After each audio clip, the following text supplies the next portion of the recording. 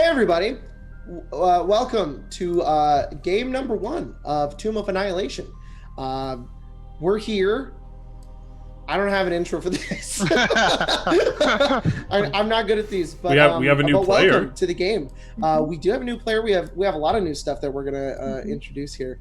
But if you're brand new to this series, there is a little bit of lore that goes along with the other games that we've played, but you don't have to watch those in order to enjoy this game. This is kind of like a brand new story with characters from an old story that can come in and still be here, as we are with Craig, who is our new player here. You may have heard us rave about him before. Yes. This beautiful man. And his meme fridge, but he'll be joining us and is full proof that you can totally join this game without knowing shit. So welcome, Craig, to our chaotic chaos, whatever the hell this is. So yeah, everybody is playing characters. We're all gonna play D&D. Everybody's currently, what level are you guys? 10. 10, currently 10th level. And so if you're wondering, like, hey, wait a second, you can't start Tomb of Annihilation at 10th level, you totally can.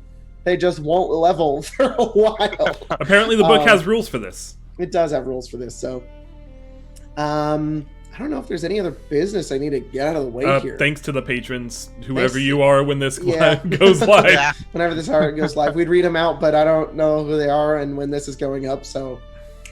Yep. This might be in a week from now, or it could be in 6 months. Yeah. It won't be 6 months. I hope. It might. It won't. It won't. I promise. Are you sure about that? All right. Here we go. No, it is July 12th. Oh, don't timestamp the video, you son of a bitch! I hate you so much. Now all the comments are gonna be like, Yeah. It's so much crap for that. Oh, whatever. Who cares? It's whenever I decide to get down and edit it. Like, Lisa's one should be easier to edit than some. So. Yep. Because we did more. Hi, Moose. Hi, Moose. Hey, what's up? So, I think without further ado. If you another thing, in case you're watching this, is like, oh, it's episode 1, I'm gonna watch this one. We uploaded a session 0 that kind of culminates the backstory of what was happening before this game. You don't have to watch it, but if you want to, it's not super long, and it gives a lot of introduction and backstory to what's going on into the game right now. So you could also just watch all of Curse of Strahd. That's basically just a big session 0 for Tomb of Annihilation. Curse of Strahd and Waterdeep. Waterdeep. Yeah. And Saltmarsh a little bit. Yeah. So, if you guys are ready. Oh, and in case it's your first episode, hi, I'm Jacob. We have Craig joining us today. We also have Tyler playing Chena. We have Spencer playing Ari. And we have Colton playing Ira. So, and Craig is playing, so I wonder who they are. You're gonna find out in like a second. But last we left off, I guess where you had all previously had last left your characters. You guys were on a ship, on Chena's ship, the Brass Phoenix, this large metal ship. It's bigger than any other ships you've ever seen. It has these grand scales, these huge like flamethrowers on the side. And does the Brass Phoenix have like a color scheme, Chena? I mean, it'll be kind of like, yeah, it has like a gold, copper, and maybe some like reds in there as well. Cool. And this massive ship pulling forward into the docks of Port Nyanzaru, a distant, faraway place from Faerun and the Sword Coast. Further south, into these strange, unmapped lands, is this port that serves as a start for your adventure into finding answers to many things. The Death Curse, and the location of Artus Cimber.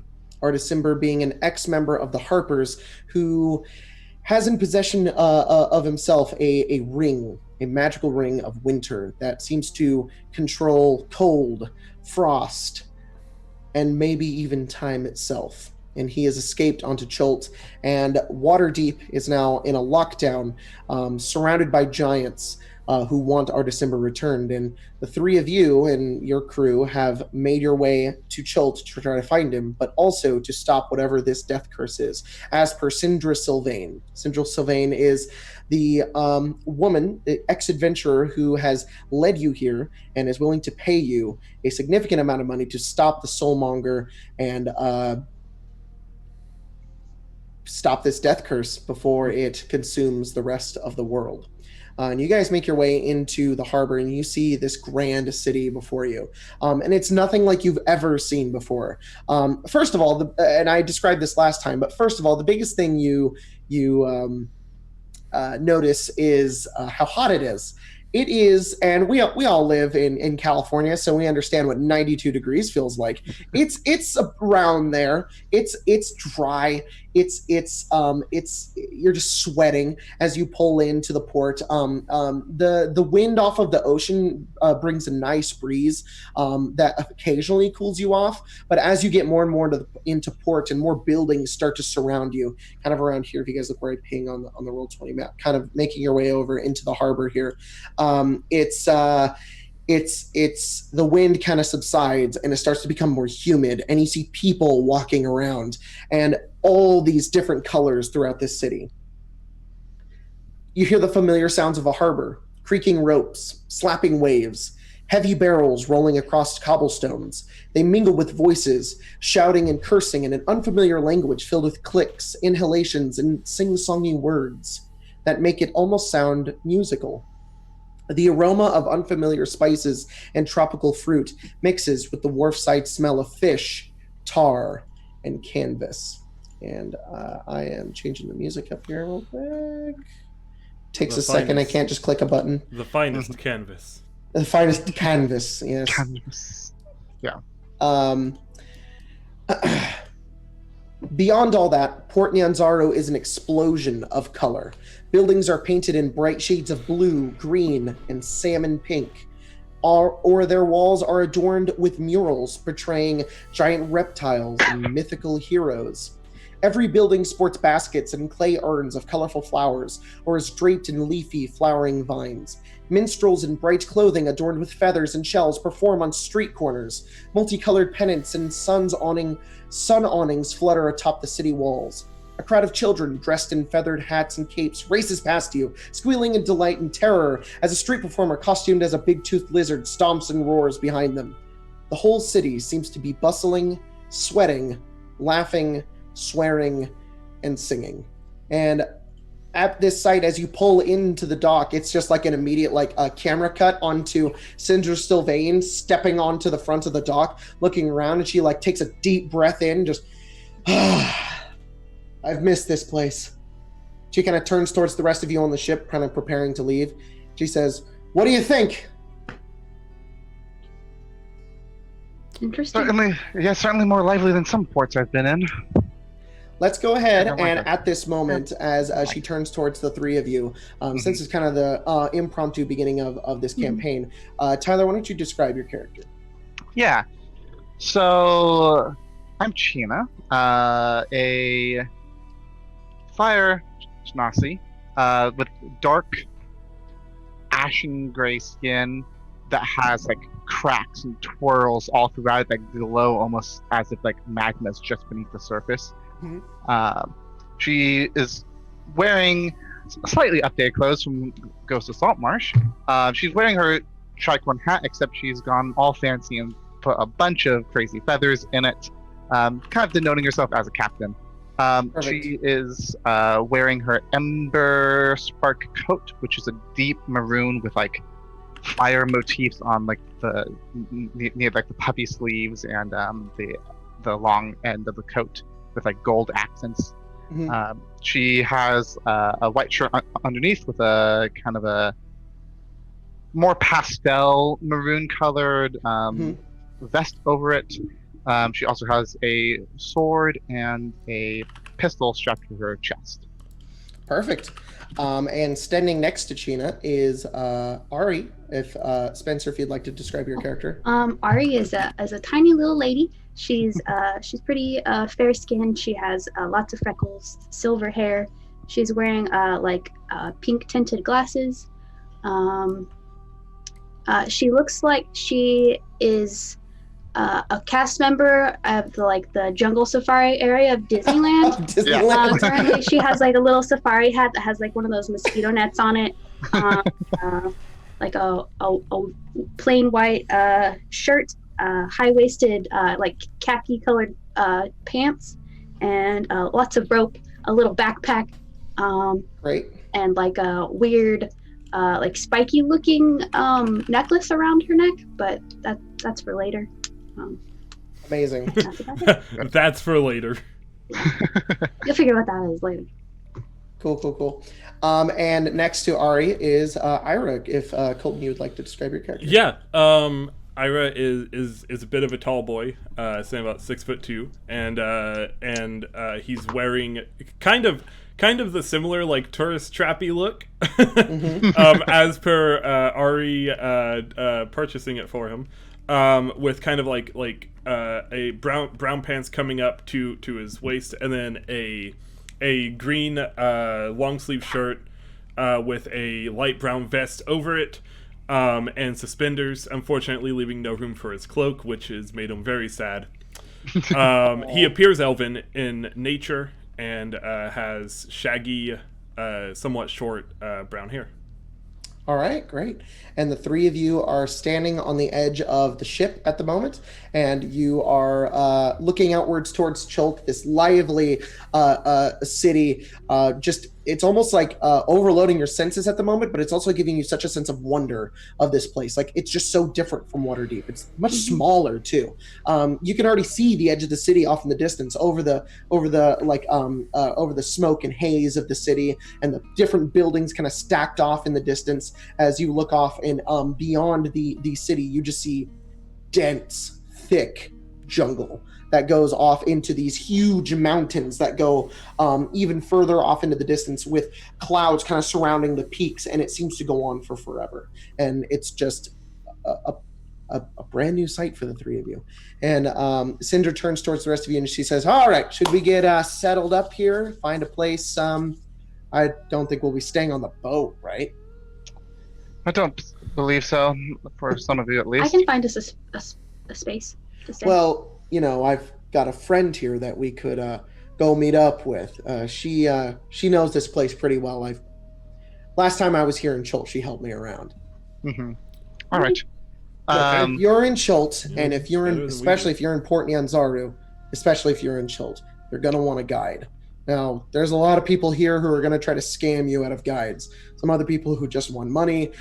You guys, you look like you don't belong here. So just be careful, okay?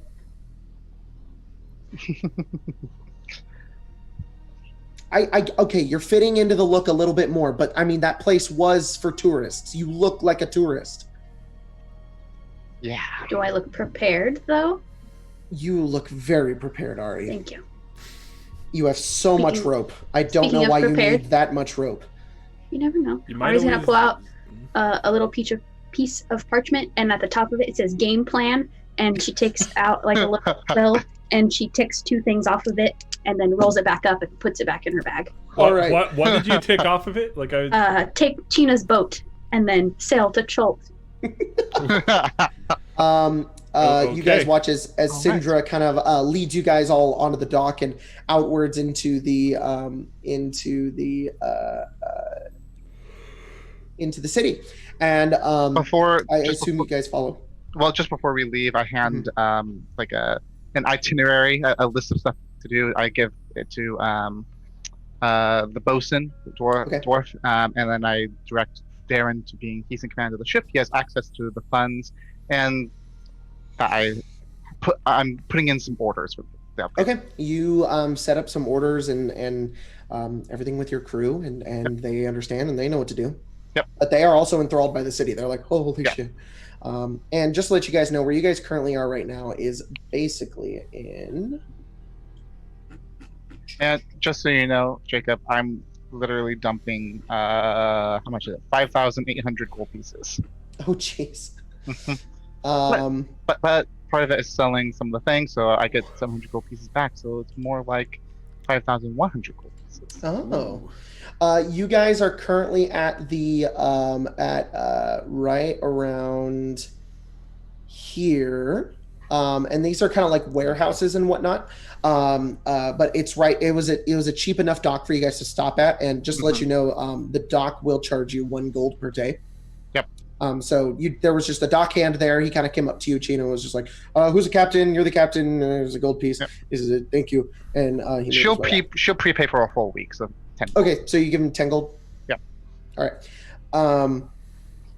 All right, and you guys make your way off, and you begin to wander the streets and kind of make your way over towards kind of this way with Syndra, over towards this district, which is basically you see this giant building right here. It's that is a huge coliseum, and you just kind of see it standing in the distance, and it doesn't look like there's a ton of people in it at the current moment, but there's a coliseum standing there, and you make your way over towards like different market squares. She says there's so many places that we could start, but let's make our way over here, and you guys head over towards the docks, kind of on this side over here, and you see this building, and you watch as Syndra walks over to it as if she knows it, and she just opens the door, and it seems to be a sort of like dockside bar restaurant thing, because as you make your way over, you immediately smell fish and like oil being cooked, and there's a feeling of heat immediately, but you just smell a lot of like different spices and flavors and whatnot. And you see as Syndra kind of walks in, she turns and you follow her, and she looks at one nearby table and she says, "There you are," and she walks over to the table, and you see another person sitting at this table. If Craig, you would like to describe your character. Yeah, of course. Tiff is very falsely imposing. It's probably the biggest thing. The way she sits and everything she does is a show of it. So she's sitting back in a chair with her legs kind of overlapped of each other. On the table is probably several drinks that someone has bought for her, and she's not felt the need to have those people sit at the table yet. She looks up at Syndra. She has probably a tan skin, but parts of it are still sunburned. So she's not native to Chult, but she's been here long enough to know kind of how to survive. She has tribalistic furs and paint along her face. She has war paint across her brow and her eyes, and some on her shoulder, but all of it's now kind of worn off, kind of like a woman wearing makeup for 3 days in a row. She doesn't feel the need to change it. It's still good. She knows she still looks good. She's sitting there kind of quietly, and she as I said, falsely kind of stoic. So she looks at Syndra and she fights back the smile, but she still kind of smiles as she doesn't have a whole lot of friends here. So she really appreciates her coming in. Syndra comes over and she just pulls the chair over. And just to describe her as well, Syndra is this much older woman, but she has a lot of spunk and fire in her at the same time. She looks like she's in her mid 60s. And she's wearing like adventuring gear, basically. She's not like wearing armor per se, but more like lots of robing, but a lot of it's open because Chult's very hot. And she also has like a book down at her side. It's very clearly she's a wizard. And as she goes over and she like pulls up a chair, she sits down right in front of you, Tiff, and she says, "Who's buying all these drinks?" I didn't care to ask their names, but I may know what they look like. And she kind of points out some of them. She goes, "To be honest, you could have this one if you want. I'm kind of allergic to bananas." She kind of pushes it towards her. Her favorite. She takes it and she just starts to drink. And then in the middle of it, she stopped. "I forgot to tell you. Hey, gang!" And she kind of leads you guys over. Okay, yeah. And you see three very, you can immediately tell non-Chultans enter the bar. You see like a fire genasi in a very like captain-y looking outfit. You see, and then you see like two like standard jungle exploring people. One of them appearing half-elf and the other appearing, Ari, do you look human? Yeah, and she says, "These are these are my crew. I'm hiring these guys. They are hey, come over here." And she kind of Ari's already sitting down. Yeah. Yes, they pull up chairs and whatnot. And she says, "This is my friend Tiff. She knows this place almost like the back of her hand. She could help you out a lot. And you know what? She's a bit indebted to me. I will pay you, Tiff, if you know that's if that's what you're willing to travel with these guys for. But this is Ira, this is Ari, and this is China, and they are on a very important mission. I'll let you guys do the talking there. I've met you guys here. I'm going to drink the rest of these. And she just starts drinking away at like the different drinks that have been brought over to your table. And you could just see some other patrons in the back of the bar just like, what the fuck, as they're looking over at the table. Well, pleasure to meet you.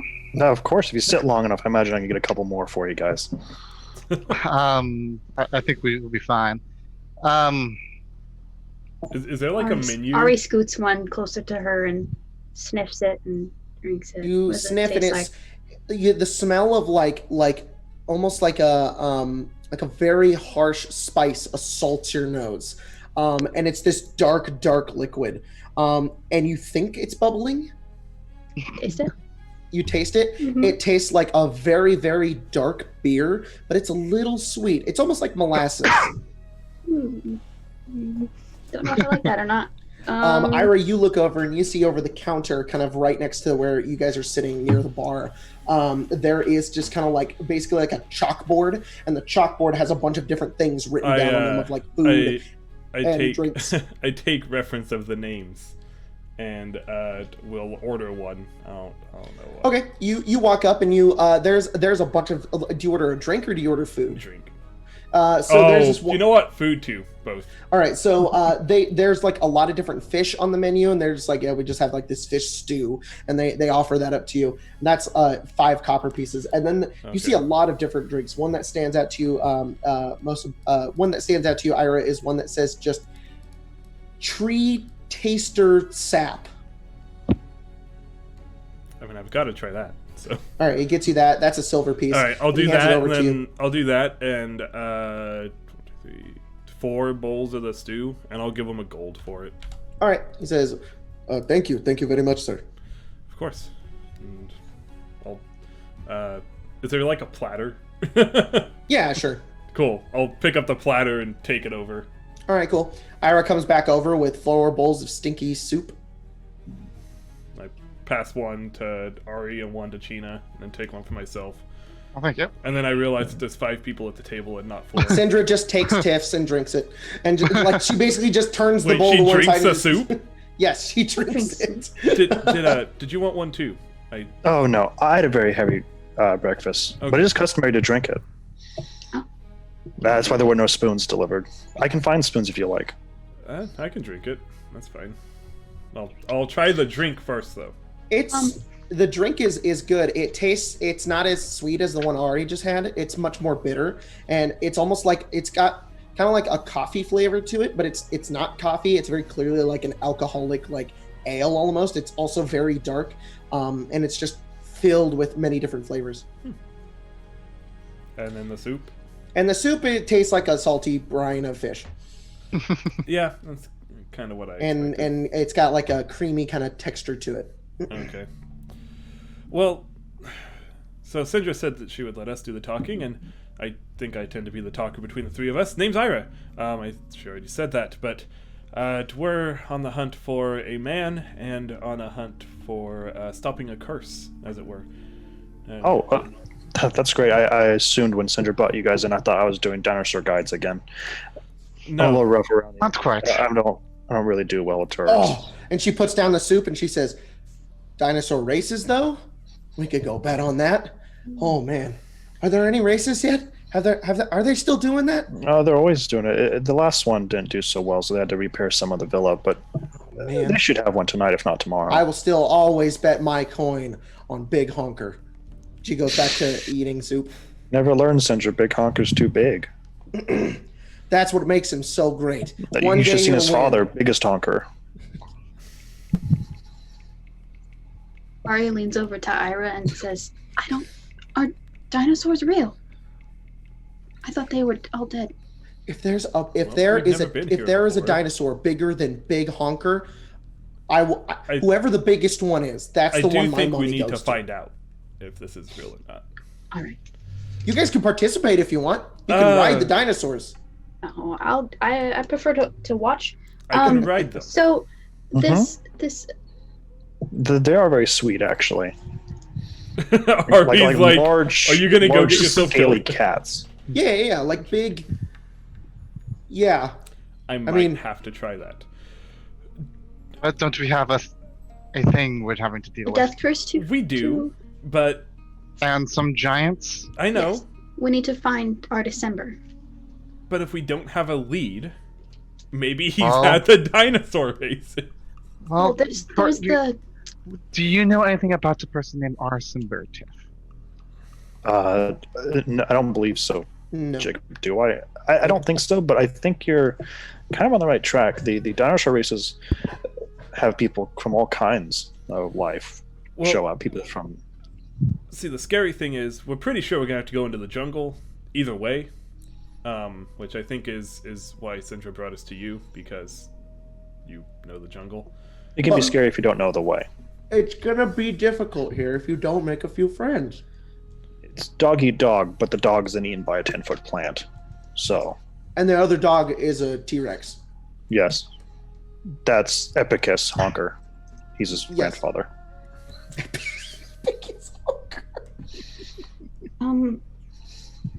I have one lead to try to find Artus Cimber. I forgot Epicus was a word.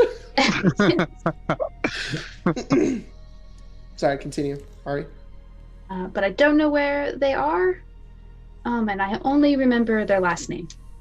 That's more than most people got. So But I think most I can people in find Chult them. don't have last names. Oh, well, maybe they're not from Chult. Oh, it's possible. Who was Depends. What's that Harper agent that? Oh, that's right. Tiff kind of gives a little scoff. She goes, definitely have a last name, not from Chult. Oh yeah. Hey guys. She kind of you watch as Syndra kind of leans down a bit, kind of putting her drink down. That Harper stuff. Look, secrecy is going to be vital. I think you guys know that. Here in Port Nyanzaru, she kind of looks around. Let's just say the we know. Zentrim have their hands on this Yep, place. you mentioned that. All right. Well, just be careful who you talk to. But It's a mixed bag. The Chulteans don't really approve of foreign empires telling their own native land who belongs to what. Right. The Harpers are just one of the many. So well, do you know a man who goes by the name? Where is it? Wakanga Otamu? he's one of the merchant princes. Yes. He's probably the nicest of the bunch. He won't poison you at night or while you're talking to him. Well, that's who we He's need a nice to speak enough to. fellow. Yeah, we need to find that guy. We can start at the prince's villa. I don't believe it's too far away from us. I don't entirely know what kind of connections I could pull. Syndra might be able to get you some kind of appointment. We could. Well, Mm-mm-mm-mm. we could maybe get in if there was no other option. We could sneak in. It's possible. I want to make sure that I'm being clear. By villa, it's a very large opening space where all of the princes, all 9 of them, meet. So there are many eyes and many guards, not only protecting him, but all other of the 8. Which also means that revealing any affiliation would mean revealing it to many more than just him. Well, I mean, they don't all get along. So if you want to be somewhat secretive, it's possible you might be able to make some friends. But Have you seen him before? walking around, I try not to do too much with politics in Port Nyanzaru, considering most of Chult doesn't deal with it either. Hey, Jacob. Yep. What are the requirements for the paper birds? The paper birds. Mm-hmm.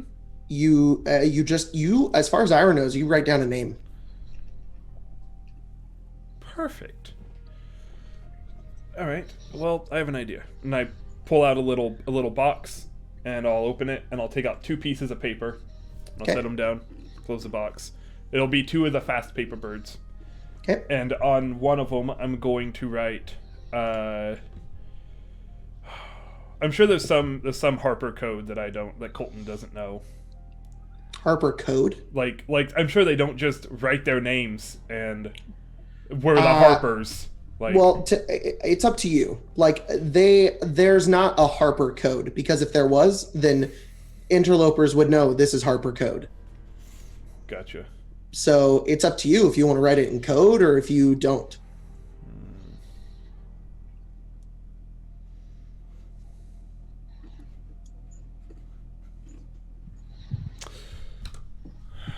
Let me Harper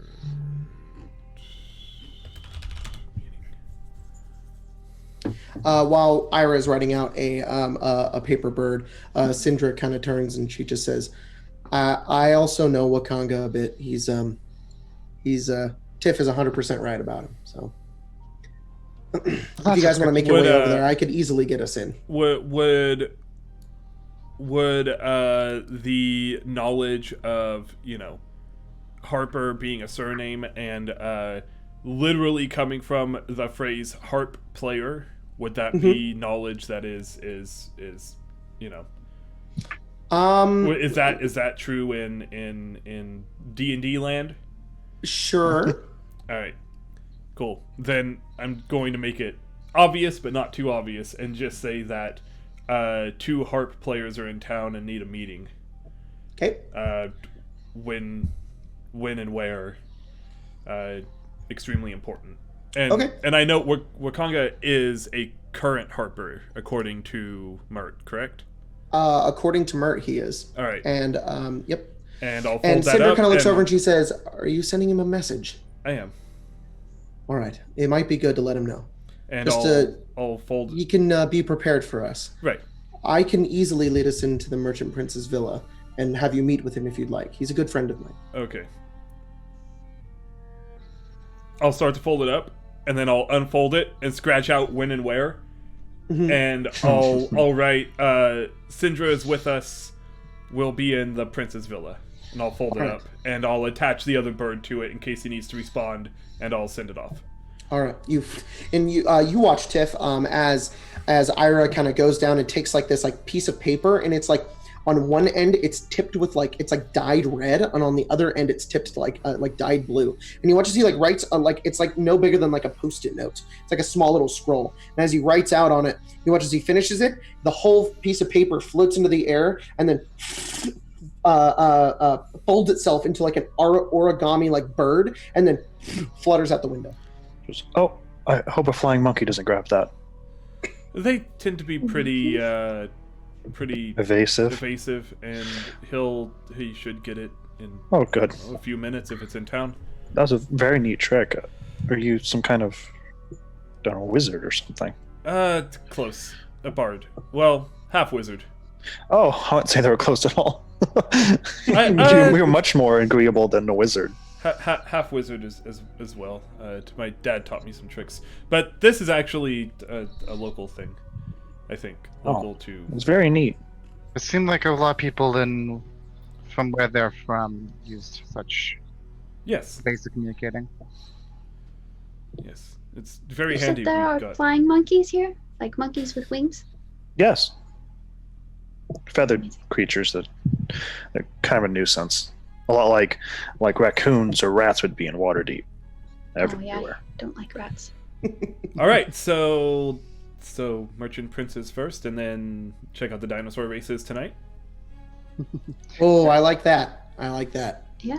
I am Okay. just along for the ride at this point, Awesome. so you may lead the way.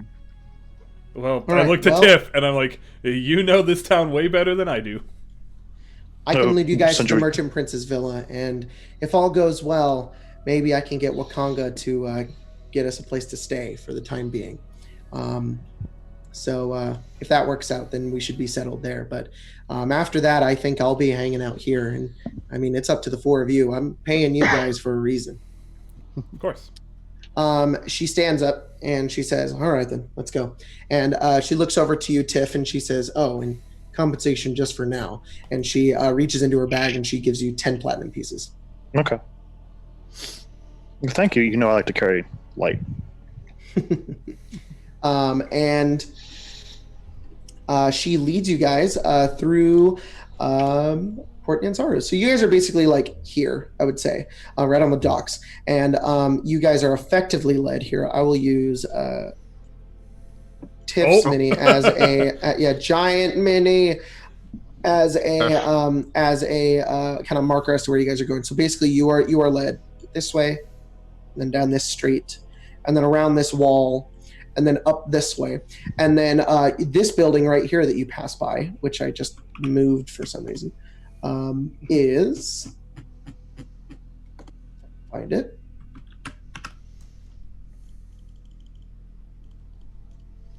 It is a. It's called the Grand Souk. It's a market, and it's like this giant bazaar basically that you guys walk by. You can just see tons of people moving in and out, selling things, barking different things in different languages and whatnot. And you guys just walk right on past it as you just hear all the commotion from a distance. And eventually, you're led this way, and up at the top of you guys see this area right here. It's like a hill basically that goes upwards onto this like raised part of the city, and there's bridges connecting up towards it. And Syndra kind of points up and she says, "That's the Merchant Prince's villas.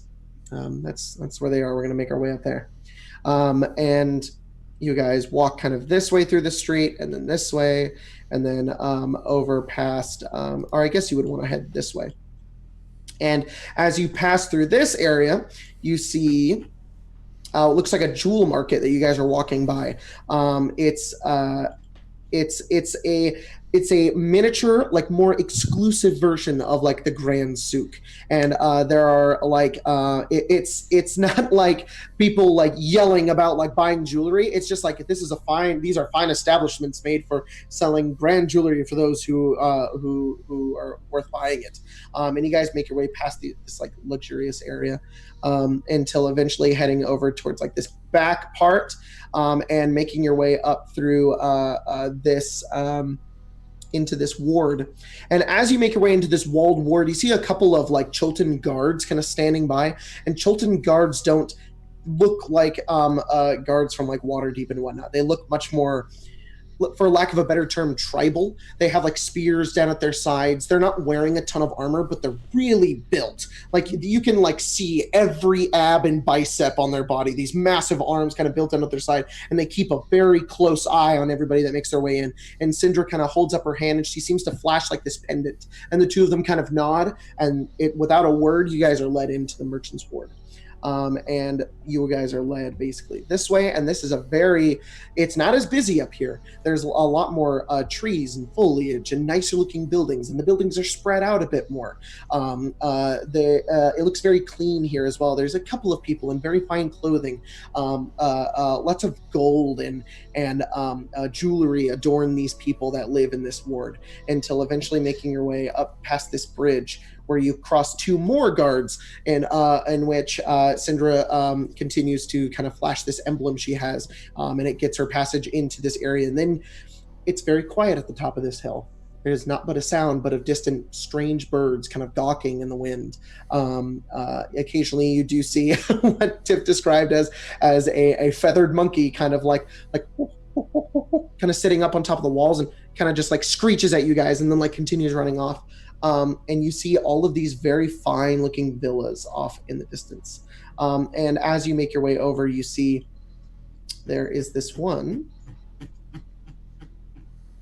It is.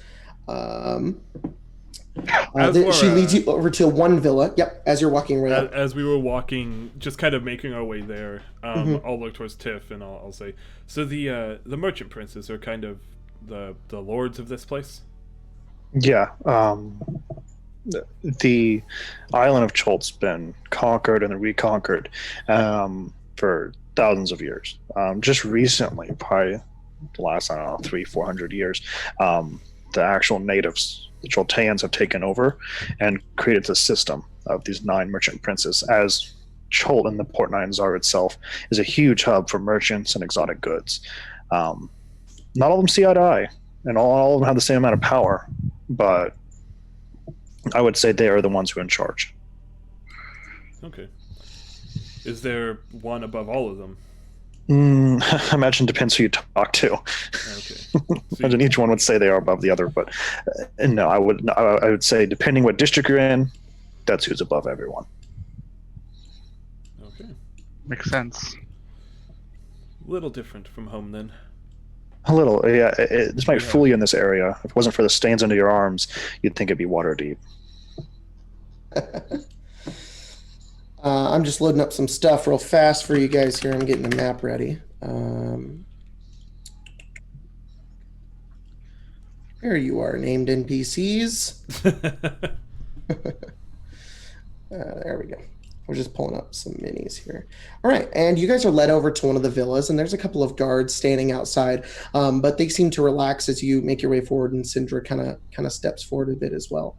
And let me go ahead and do this because I have to do this with Roll20. I'll probably fix it by next time we play. But Ira is controlled by Colton, and you, Ira, you have dark vision? I should. Or do you not? I feel like, yeah, it's 60 feet of it. 120 feet of it when I'm wearing my my goggles. Got it. It's currently like the middle of the day, so I should really just give everybody a sight here on the map. But let me go. Oop. I'm just going to go ahead and give everybody sight. Has sight. Oh, that was Ari. A great kind of example for the guards is that fighter picture they have in the core handbook. Yes, that's the fighter. perfect. That's exactly how they look. Mm-hmm. I just want to let the audience know that Craig did not memorize a ton of lore for this game. He's just a really good dungeon master and knows a lot about this. And it's so perfect. You're able to explain this lore. It's like, this is like my dream. It's great. I love it. That's my favorite book, so it's a lot of fun. Awesome. It's great. So there may be points in time where I go, hey Craig, what's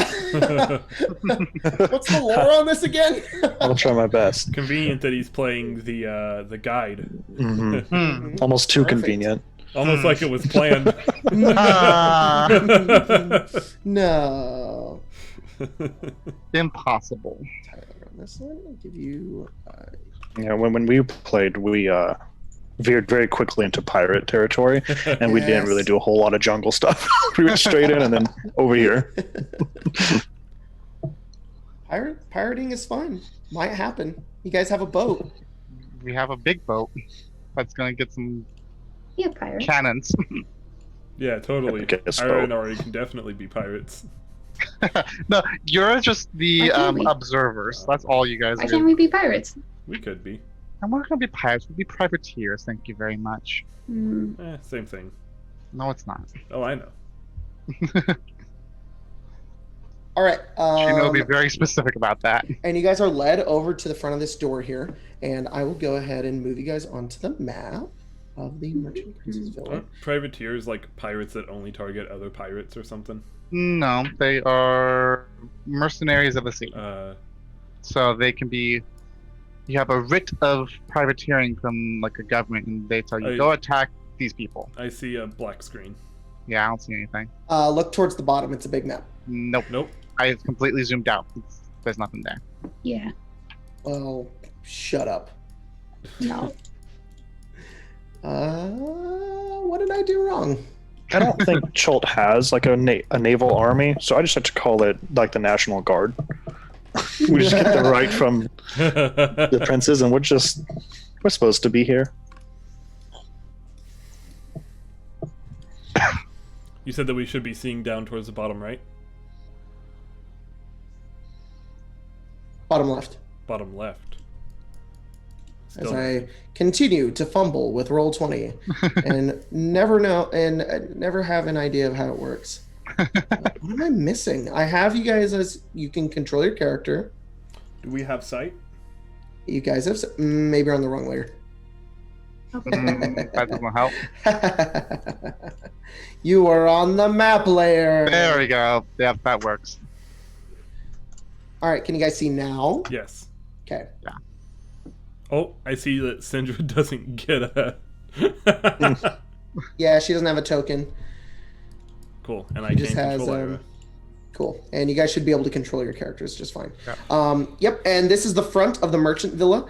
And Syndra kind of goes over, and the door is open for you guys by a couple of the guards up at the front. They kind of step forward. This guy kind of comes forward. I think you can see him now. Yes. And Spooky looking. yep.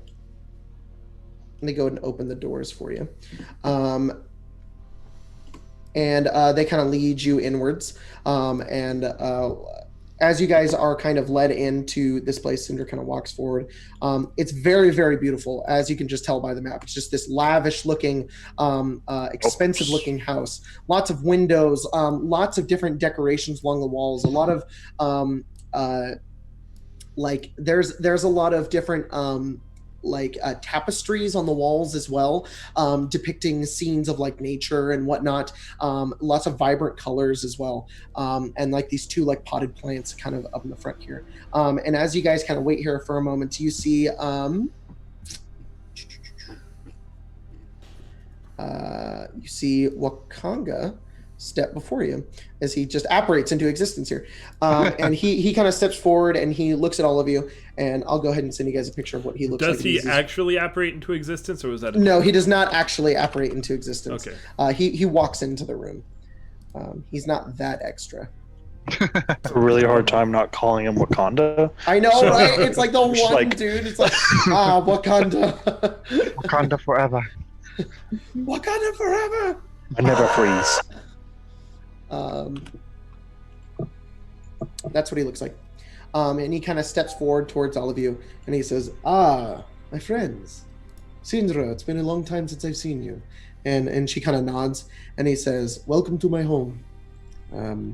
Let us all meet in the dining room. We can eat together." And she says, "Well, we just ate." And he says, "Well, I have not." And he leads you guys over towards what I'm hoping is the right room, because I am flipping through a lot of maps. He just walks you right into the kitchen. Just kidding. This is where we dine. In the kitchen.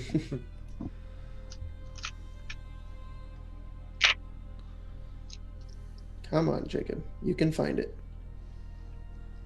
He's forgotten where his kitchen Ah, is. there it is. And he starts to walk you over this way, and he leads you past this this middle kind of courtyard here, which is this like grand hall. It's a magnificently tiled floor, flanked by two sweeping staircases that ascend into the upper floor. There are decorations, are like sigils basically on the walls. There's still a lot of those tapestries of like blue and gold. And Ari and Ira, you guys are seeing no indication of like any kind of thing that would indicate like that this person is a harper. Good. But there's a blue and gold motif throughout his decorations in his home, and that is enough to tip you off like, hey, those are our colors. And that's alone to almost give you enough trust that like this guy is on your side. And he kind of leads you over this way, and he kind of lets you into and he leads you over into this room over here. I mean, if this room, if this house really, or sorry, if this place really is as heavy with Zentrum as people say it is, and it kind of makes sense that. Yeah. Another little roll 20 tip if you want. If you push Alt while you hold your mini, and you can place them outside of the grid if you want. Oh, perfect. So Wakanga kind of goes over and he sits down, and Syndra is all the way back here. She kind of comes over as well, and kind of sits down, and he offers you guys some coffee and some tea and whatnot. And he sits and he says, "So, what is the purpose of this meeting? I understand the code behind your words, and with Syndra being here, I would assume that you are harpers, yes?" Yes. Well, two of us. The others are currently I just kind of point to on the to assist a big issue in Waterdeep. Do you know where Artus Cimber is? Artus Cimber. Yes. He used to be I know one of the us. name. Hmm. He took something from the giants, something that they want back. I see. Well, I I don't. Is he here? We kind of figured this would be the best place to come look. Apparently, the majority of the land is untamed. Easy to hide. It is. It's a very difficult place to maneuver. Port Nyanzaru alone is a confusing and chaotic place, but I love it. The jungles of Chult, well, they can be unforgiving. I deal in knowledge. I assure you I could find him, but it would take me some time. And to be honest, I do not know who you are. Now, we are allied under the same banner, but I do need your help. Of course. Everybody needs a favor here in Port Nyanzaru. I will give you this. You will need it, as I can know for a fact that this Artus Cimber is not in Port Nyanzaru. I know who is here and who makes their dealings around this place. And he goes over and he kind of like stands up. He walks like to like a wall and he pulls out like a little book and he hands it over towards you, Ira. And it looks to be like a tattered, water-damaged explorer's journal. And he says it's a wizard's exploration of various places in Chult. It may help you in your journey along into the jungle. And this is my gift to you. I would hope that you could repay the favor. And maybe I can help you find your man. What do you need of us? Many, many things. Did Mert send you? Yes. Oh, then.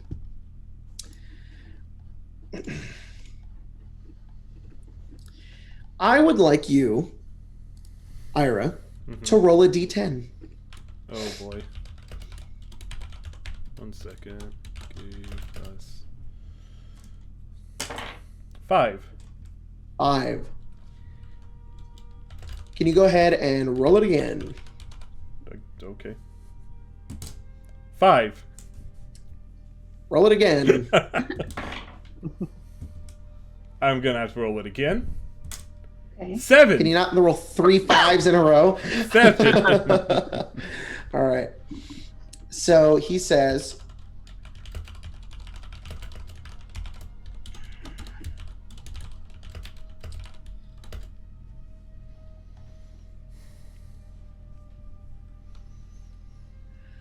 there is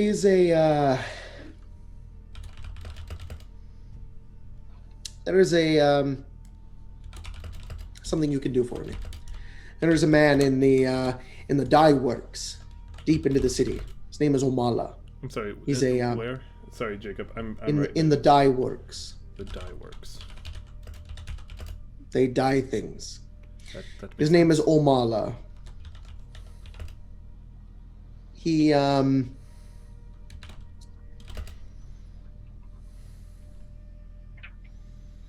seeks an audience with one of the merchant princes. He's fearing for his life.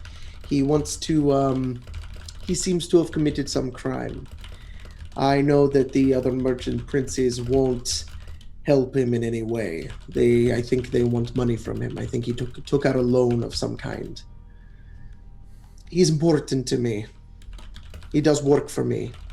I would like to make sure he is not dead. Could you do me the kindness of leading him to Golden Throne? Where is this? I look towards Tiff. Do you know where that is? Do I? That was me as player to Jacob. Do I? Oh yeah, you're like aware Golden Throne is like right across. That's within the city, right? Yeah, well, you're aware. So Golden Throne is, it's a palace that serves meetings in Port Nyanzaru, and it's literally right across the street from where you are. Like you could see it out the window. Oh, absolutely, and I'll point to it. It's a meeting place in the Merchant Prince's villa, and he says, "Sorry." Do you expect He that wants he to would come here to beg for forgiveness from one of the merchant princes, though there are some others that would see him dead. I just want to make sure that he doesn't die on his journey here. You worry that he would be murdered on the way. Yes. Should we leave now? Then nice. You could leave now. He's hiding out in the dyeworks right now. They won't find him there, but as soon as he leaves, they will.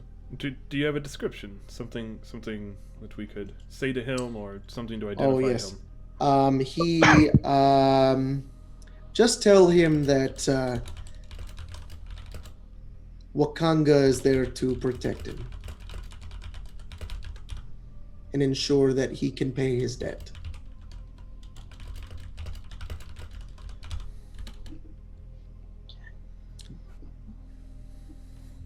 Is May I that all? ask, how did you make your way here to Chult?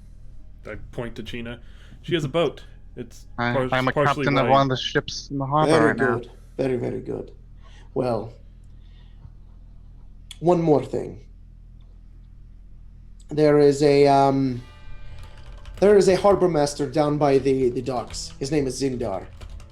He is a secret member of a society I wish to not name. He knows that there are. He's informed me that there are some pirates outside of the Bay of Chult. There's 3 of them. One of them called Dragonfang, the other called the Emerald Eye, and the other called the Sturge. They each have a bounty of 2,000 gold pieces per pirate ship. Now, you can keep the bounty if you were to hunt them down, and an extra 500 gold pieces if you were to capture each pirate captain alive and bring them back to Port Nyanzaru. I, however, want them dealt with. They've been attacking merchant ships that I've been trying to get to Port Nyanzaru for a long time. They've been a real stick in my side. Both of these jobs should keep you busy enough and do me the favor of clearing my schedule so that I can find your men. That's certainly something that we can do. Date my You're list. good. What was the last pirate's name? I'm sorry. The Sturge. The Sturge. Search. Those are the name of the ships. I do not know the name of the captains. Right. Okay. Of course. Of course. Ships. Sometimes the ship is more. Syndra kind of looks over and she says, well then, Wakanga, looks like we'll be staying here for a little while then. And he kind of smiles and he says, the 4 of you, so long as you are working for me, you may stay in my villa for the time being. Yes. As soon as I find your men, though, I want you cleared out. Of Okay. course. That makes sense. He says, my servants will will prepare your rooms for today. Just return back when you're tired and you can sleep. Thank you. Thank you. Of course. Did you say it's still midday, Jacob? It's about 3 p.m. at this point. Okay. We should go find this guy. Yes. I feel like that would be the most simple right Do you now, think and it then would be better to move him at night? No, I think they'd be less likely to strike during the day, right? Is it common for people to be killed on the streets here? Or, I think it's common for people to have accidents and be trampled in the streets. gotcha. But I think that can happen all sorts of days or nights. Something you should learn about Chult is that if you have enough money, murder is legal. Right. Mhm. So it doesn't So it matter. doesn't what time of matter day when we we- Oh, go. I don't mean that in a way of, what is it called? Paying off the guards. You can literally buy your way out of murder. It might be best to do it in the day if we care to hide in the crowds. That could work. Is what race is Tiff? I don't remember. Human. Human. Okay, and you'll need to be Yeah. able to see. I do also have an idea, though I'll have to reveal some things to our new friends. I have an idea. Oh, sorry. It's a bad idea. I know your idea, and it's a bad one. It's not a bad idea. It's a really It's a good bad idea. one. No, it's not. Yes, it Stupid idea. It'll work, I though. already like this idea already. I don't. It'll work. You know it'll work. No, it won't. We should leave. Thank you, sir, for your kindness and Of course. I was going to further elaborate on this murder thing I was telling you about. Just one more detail. It's a sanction. They're called sanctions. Jacob was trying to remember what it was called. A sanction is legal permission to kill someone or have someone killed. One of the merchant princes, her name is Jessamine. She can give them to you. So, most people have access to them. Murder in broad daylight, so long as you have a sanction, won't necessarily get anyone in trouble. What happens if the person who has the sanction does attack and is killed? What happens to the Self-defense? The sanction is lost. And what about the person who did the killing? Yes. I assume it would be considered self-defense by... A sanction is limited to the person. So unless it follows directly what the sanction illustrates, then it's illegal. Right. I apologize. I believe what China is asking is if China put out a sanction against me and came to kill me and I killed her instead, what would happen to me? I do not know. That is up to the law to decide. Does a person need a You reason? probably would not be executed. Does a person need a reason for a sanction or just the money to pay for it? You just need the money. I'm pretty sure Jessamine will take money for anything. But depending on who the person is, the sanction can... Its cost can be up to limitless. For example, a sanction on myself would be in the hundreds of thousands of platinum. But a sanction on some dye worker? 200, 300 gold pieces? That's very cheap. Dealing in life. Status is everything in short. So it's... It also sounds like if we are attacked, we should do our best to not kill those attacking. Don't need to get in Leave them trouble. stewing in their own unconsciousness on the streets. Yes. It's not that bad. So, talking well- about that idea I had. No. Let's leave. Okay. What was it? Oh, I can disguise myself.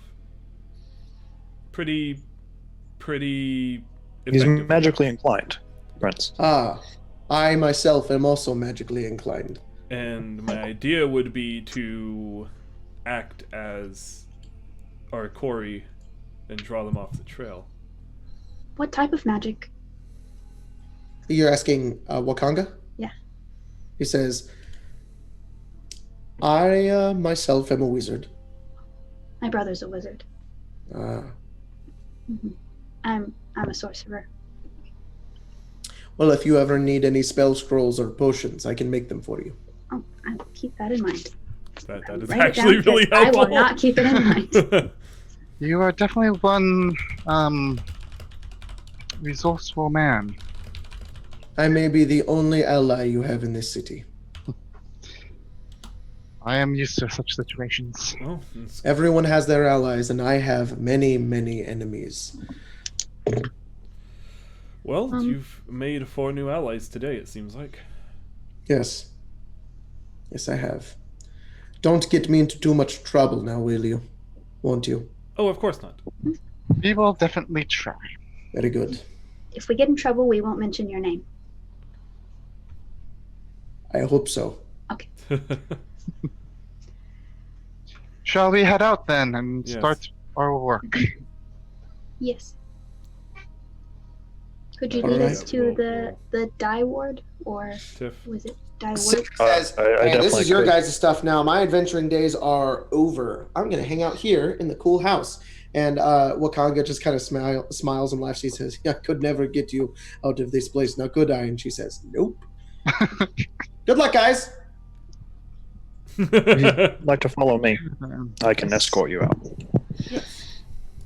All right.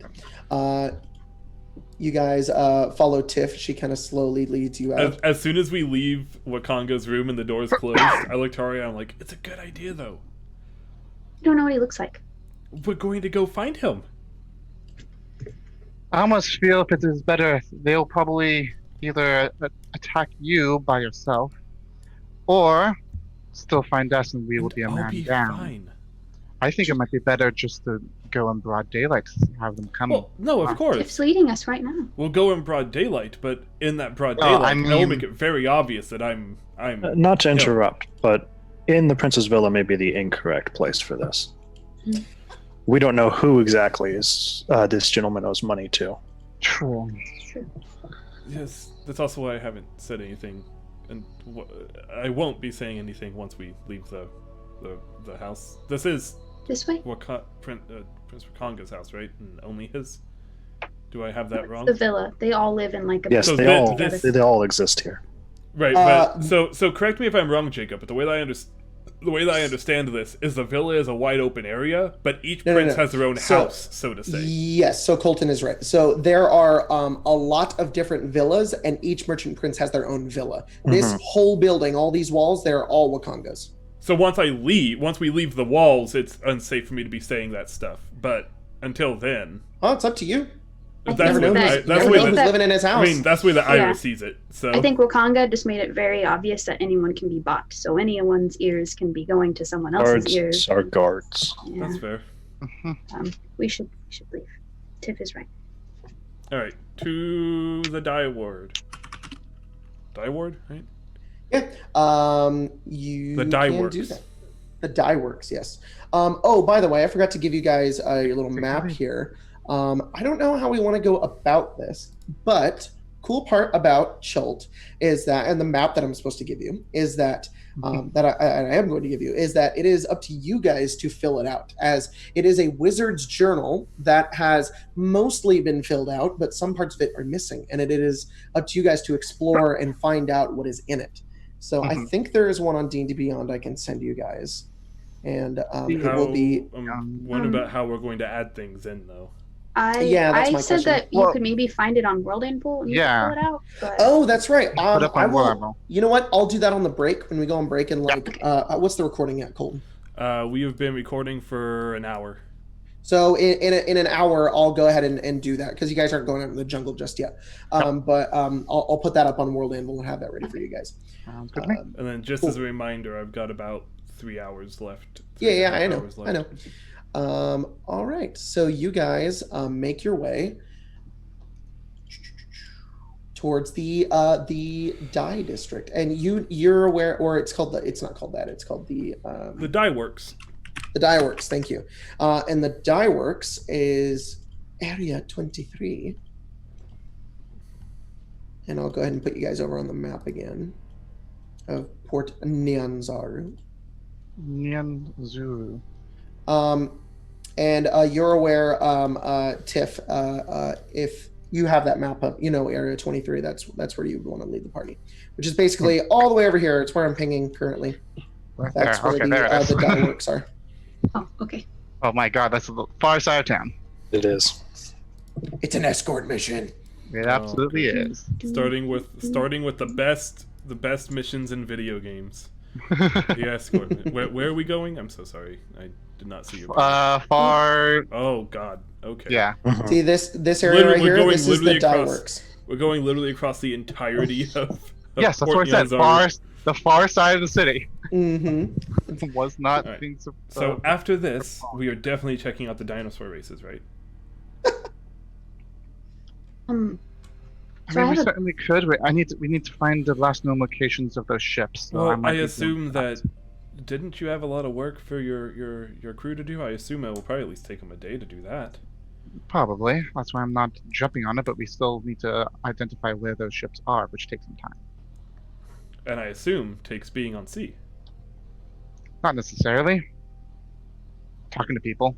Usually you'll be able to find. Oh, I'm pretty good at that. Tiff, Mhm. how long would you say the Charting walk headings from and stuff. where we currently are to the dye works would be? It's probably the better half of, if we can avoid some of the more packed crowds, maybe better half of 2 hours, maybe hour and a That's half. about right. So let me see. So if I snap to center, Oh, yeah. I'm doing that too. Yeah. So Well, it's about. that's not right. Well, we would have to You- do it as like an actual. Yeah, we're going to pass through a lot of the merchants, so The crowd's going to be a little more chaotic than that. Gonna have to And go we can't around. involve. Yes. All right.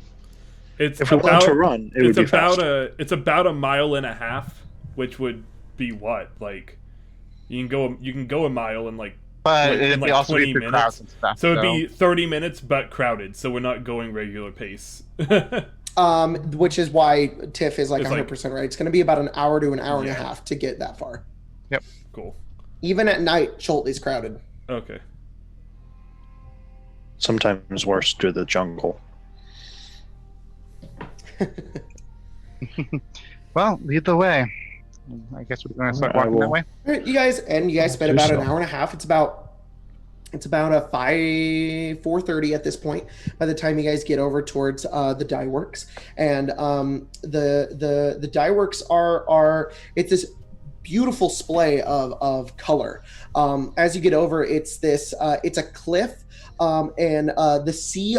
It's like this area right by a cliff, and it's all of these people in these big giant vats, and these giant vats have cloth and pieces of clothing, and there's all these different colors of vats. There's bright orange, bright yellow, bright pink, bright green, just a rainbow of colors as you make your way over. And as you look over, there's bits of dye being dumped into the sea as well, the dirty ones. And as you look off into the ocean off this side of Port Nyanzaru, the ocean is dyed a bunch of colors, and it just looks like a rainbow is bleeding into the sea off this side of the dyeworks. It's just beautifully wonderful, colorful place. And as you make your way over, there's different people working and pushing cloth into the different dyes and drying them out and leaving them in the sun and whatnot. And as you make your way over, you see this this man. He's wearing not a whole lot of clothing. He's not wearing a shirt. He's just got basically robes down on his legs, and he looks over towards the rest of you and he says, Do you need something dyed, something for your clothing? And he kind of points over towards Artie. He says, that hat would look good in a cacophony of different colors. No, thank you. Well, then what can I do for you? All right. I guess it's I'll look and go, actually, I could use something myself, kind of looking back at the group, kind of giving them an out. Tiff does have war paint all over her body, Yep. so I'm just going to assume this is where she buys it. So, yeah, that makes perfect sense. And he I recognizes have run says, through "Ah, all yes, my you again." supply. Of course, But, of course. You know how difficult it is to get this particular color. It requires a lot of work, and I only speak to my preferred dye artist, so if you could go find him, that would be great. Of course, yes. Jiffle is in the back. I will go find him. And thank you. He kind of holds out his hand, I will produce I a don't silver know, piece. I'll give him 3 gold. And then he kind of he stands up a bit straight and kind of walks over towards the back, and you see this familiar person. His hands are just like all purple as he walks over and he says, "Oh, Tiff, it is you. Do you Pleasure. need more of the stuff?" That'd be great, and I'll produce like a sack that I use to carry it all in. Right, and he kind of takes a sack. He goes over. You watch as he goes over to like a vat that's sitting over in the sun on the scale, kind of like hanging low, nearly setting off in the distance. The sun actually As he's doing so, I'm going to kind of look back to the group and go, this will be about 15 minutes if you want to look around. of course. I can definitely distract and make a scene. I look Tari. Mhm. Time to do what we do best. Yeah, I'm gonna start looking around for this guy.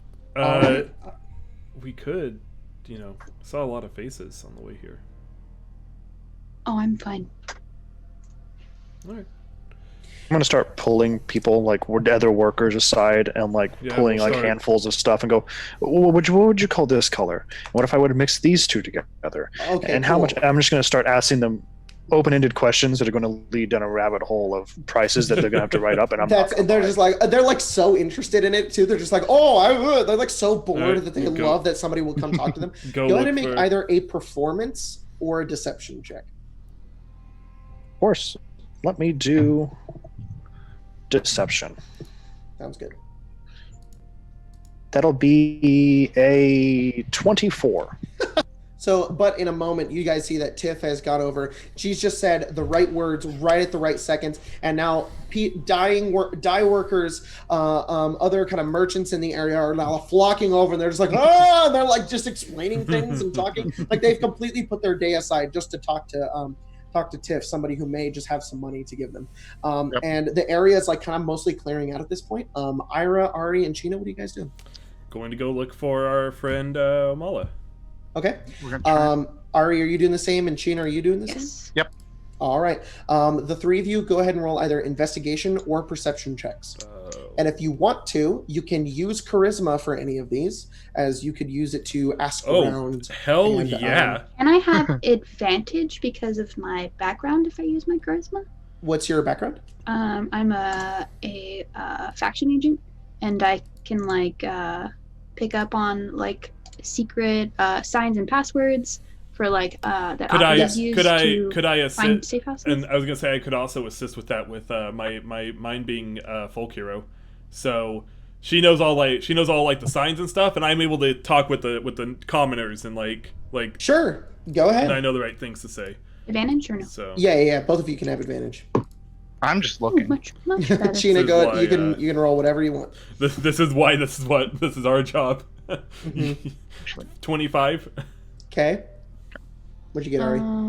Give me one moment. That would be a 24. 24. All right. I Did got you did you roll 12. did you roll investigation or Well, perception? Passive perception. Perception? Cool. Yeah, you even rolled perception. I rolled investigation, so it even. Okay, so you guys begin to look around, and it's pretty easy. Chino, you're like, all right, where is this guy? And Ira and Arya are already did you use charisma, Ira? Yes. Did you use it, Ari? Yes. The two of them are just talking to people inconspicuously, Mhm. and they're being really good about it too. They're just like, oh, I was just making my way over. I heard about this one guy who, is really great at this dyeing stuff. His name is Omala, and they're so inconspicuous about it that it's like it's as if they just walked up and asked, hey, where's Omala? And he's like, oh, he's over there. And he's been hiding for a couple of days. But they phrase it in such a way that makes it really easy for them. Mhm. And it's like, who the fuck are these guys? And it's like, you're terrified. It makes you feel good and scared at the same time. Maybe- Because yeah. first of all, Maybe if you were Ayla ever was right. lost, if you were ever lost, Ari and Ira could find you. And if you were ever hiding from Ari and Ira, they could find you. And so you look around, and they kind of make their way over to one of the corners of the dye areas. It's kind of like the shaded kind of part. There's a couple of old bats over here kind of sitting around, and you see this guy kind of sitting off in the corner. He has very dark skin. He has this kind of bushy beard. He's bald on his head, and he looks to be maybe in his mid-20s, and he has next to him one of these. Let me just double check here because I don't want to get my information wrong. He has a little monkey next to him, and it is currently juggling mangoes. And he's sitting there, and he kind of looks up, and he says.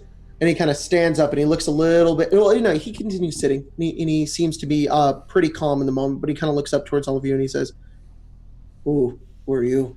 I'm gonna look around. Are there a lot of people around? Or No, Tiff has mostly taken everybody off in the corner. You guys are pretty isolated at the moment. I'm still gonna say it kind of quietly just to make sure to where only he can hear. But I will Sure. say, Wakanga is here to protect you. Really? And I point to myself and to. Can you escort me to the Golden Throne? That's the plan. I want to beg Quayothe for her forgiveness. Yes. I've done wrong, and I don't want to die. What did you do exactly? Oh no, I don't know. You see, I bought this monkey, and the monkey's just and it kind of drops the mangoes, and they're oh. And it looks around. He says, "I bought this monkey. I wanted to use him to make and sell dye, but then I received an iron token from the Atepka Society, which is a grim warning. I think I don't think they like that I'm using a monkey. I'm not entirely certain, but I know I must beg forgiveness from Quayote. All right. I have no money. I'm gonna insight that. Go ahead and roll insight. It might just be that I don't understand the culture, or that might be bullshit. 14? Yeah, you don't understand the culture. Okay. Does the monkey look like it's been dyed, like touching the dye? Or Its hands are like a bunch of different colors. that's adorable. You thought there were mangoes, but they're actually kiwis that just died. Well, that can be done. All right. Thank you very much. Of course. Oh, thank you. You aren't here to kill me, right? No. No. Well, thank you, and thank Wakanga. He is a good man. And he kind of stands up and he says, "We are going now." That would be best.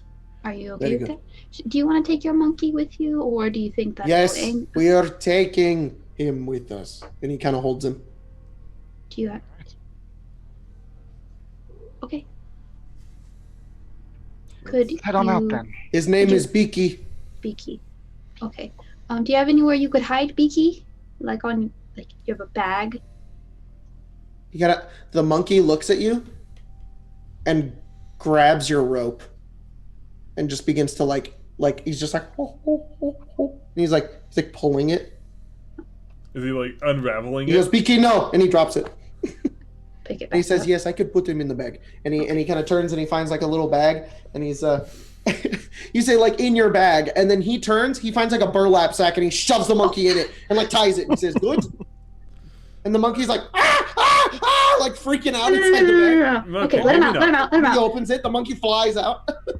Maybe I, not. I try to get Beaky to come into my backpack where he can like stick Roll his head an out. animal handling check. little baby backpack.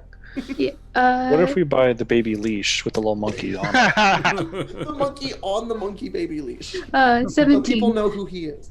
What? 17. You kind of lure him over, and the monkey kind of waddles its way over, looks up towards you, and it's very strange. It grabs onto your leg, then grabs onto a strap on your side, and climbs up you. It's a very strange sensation of a creature climbing up the side of your body. Grabs onto your shoulder, and then boom, falls into your bag, and then throws the flap up and like sits outside of it and like looks around. His name is Boots now. Oh, his name no. is Beaky. No, it's Boots. And as you look down, you notice, Ari, you have a bunch of little blue and purple and orange and yellow tiny handprints up the side of your body now. I can clean that if you want. No, it's pretty cute. All right. They're monkey hands, so they're actually really realistic, and it's kind of unsettling. Yeah. Pause. They're like Was that a full tiny that's tiny person? baby. Yeah. Little toddler hands. Did a baby walk up you? Yes. Beaky the baby. Says, "Okay, let's go." Yes. Right. China, could And- you get our other companion? Well, I don't really want to walk him through a crowd of people. We'll take a little bit of like a roundabout way away from where we know Tiff is. Okay. Yeah, Chini, you can Uh, see Tiff just getting swarmed by merchants. Yeah. I kind of give a bit of a whistle, just to try and get Tiff's attention. Okay. Yeah, you hear it, Tiff. I will finish up and pay them whatever I owe them, Cool. You owe and then have them it shipped to a stranger's house. 12. Stranger's house. Give them a random We address. got a bunch of dye. What the fuck? Send it to a local church. I don't know. All right. Just in case we get attacked, I'm gonna cast Mage Armor on myself. I Okay. don't want to die today. Mage armor is just on me at all times, so because it's I'm my not gonna- You got that it's spell my slot used. it's my magic initiate, so Yeah. I get Makes sense. once a day. After I'm sorry. Go ahead. No, you're cool. After I'm done, I'm gonna walk over and see the little monkey in Ari's bag, and then I wanted to do speak with animals as a ritual, so I can do that at will. Okay. And then I wanna that's go- possible. Beaky, you've been practicing. I'm gonna give him like three little stones. Do that little thing I showed you. And he says, "Yeah, I'll show you. And Oh, he kind of geez. Why goes. is every animal every They all time sound when like you this. speak with an animal, Jacob makes them like Brooklyn or a smoker smoker voice. I'm sorry. I'll give him a different voice. Oh, I like it. He goes over. What did you give him? Like 3 stones I found on the ground. He takes the 3 stones, and you guys watch as in the back of Ari's bag, Beaky takes them and just begins to wait, and then he kind of waits for people to walk by, and then he flicks them, and they just kind of hit people in the shoulder, and they're like, "Hey, what the?" And he's like, but to you, Tiff, it sounds like ha ha ha ha. Ha ha ha. That may not have what you have been intended for him to do, but that's what he's doing. No, that is exactly what I want. Jacob, Good can before we head out too That's far, pretty good. can I take out my my costumer's kit? Yes. And in it, I think there are like a few wigs. Oh Okay. no. Can I put a wig on him? You said he's bald, right? On Oh, monkey? on Omala? No, on Omala. Omala's bald. Oh. Yeah. Can I put a wig on him to try to try to disguise him? Yeah. Like I'm gonna Oh. use my costumer's kit We've all or now my. dressed up the monkey, and Amal's dead. He's already been. We're just escorting You this look so monkey back. cute. He's just got a knife in his back. He's just on the ground full of blood. He's just. Or it's called a disguise kit, not a costumer's kit, right? Yeah, yeah, it's a call. I have one if you don't. Yeah, I have one. I do have a costume if you don't have a costume. It's weird Just because don't.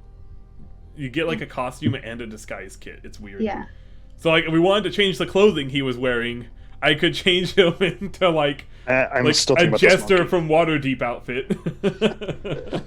Yeah, you go over and you give him a little like blonde wig goes down the side of his face, and now he looks all pretty, and it kind of just looks like a weird small person inside of your backpack now, who's just What? fucking rocks. No. at No, people. no, no. Oh, not the monkey. Oh, on Omala? I Yeah. thought you put it on the No, Oh my god! we're trying to joking about that. disguise. We're trying to disguise Omala. I'm in the middle of getting a map, and I was thought not that's what you joking. wanted. This monkey's getting dressed You up. go over to Omala, and you just offer him up like what kind of wig? Just give me a.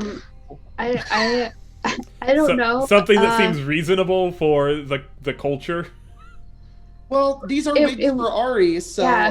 That's It's true. probably like a short like black bob that she used to like disguise herself, and it's on him now. so he looks like Uma Thurman in Ex- Pulp Fiction. Can I adjust it Yes. at all to make it look not like that?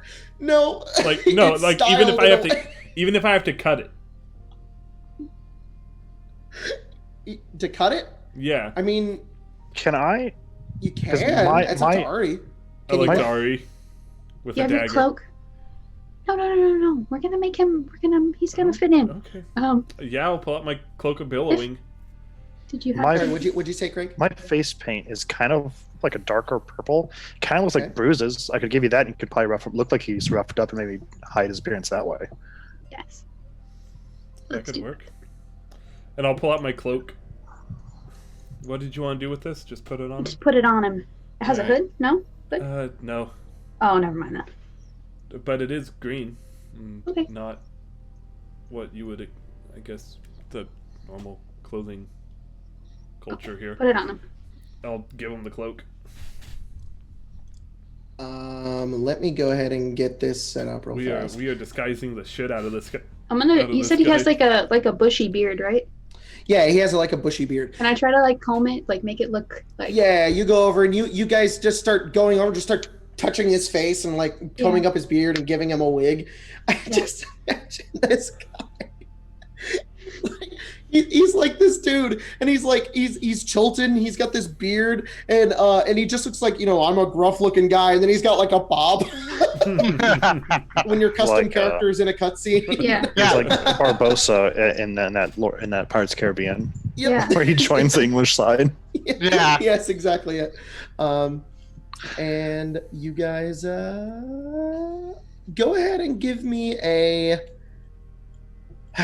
disguise check. If you go ahead and get deception checks from do we- everybody who's trying to disguise Do we him. both need to give it, or what's your deception? All right. +7. All right. Mine's +8, but we could just both roll. Could I roll sleight of everybody hand? roll, yeah. Could I roll sleight of hand instead to like maybe Ari's giving me instructions on what to do, and I'm doing those. Sure. Cool. So everybody's rolling deception? Everyone that's helping. Okay, just you two then. So I got a 19 on my sleight of hand to make it look like proper. And another 24. Keep rolling 17s. Oof. So 19 and 24. 19 and 24. Yeah, you guys disguise him really good. You get him looking nothing like he's supposed to, in terms of what he originally looked like. He just looks like some roughed up dude, seemingly disguising in with every other Chultan that's here. And you guys, and then once we get to the place, I can clean all that off of you, real quick. Oh, okay. And I'm an idiot and put everything on the freaking map layer. Good job. You guys start to walk by an area of town that kind of has like a little bit of like a fountain in the center as you begin your walk. And it's about, you're about 20 minutes into walking and you know, it's still a busy day. It's getting to around 6 o'clock. The sun is going to set pretty soon. Like it's getting there. And as you guys are walking along, everybody's passive perception is directly in front of me. Ira, you are the one to notice. I'll say Ira, well, you know what? Let's not be too hasty.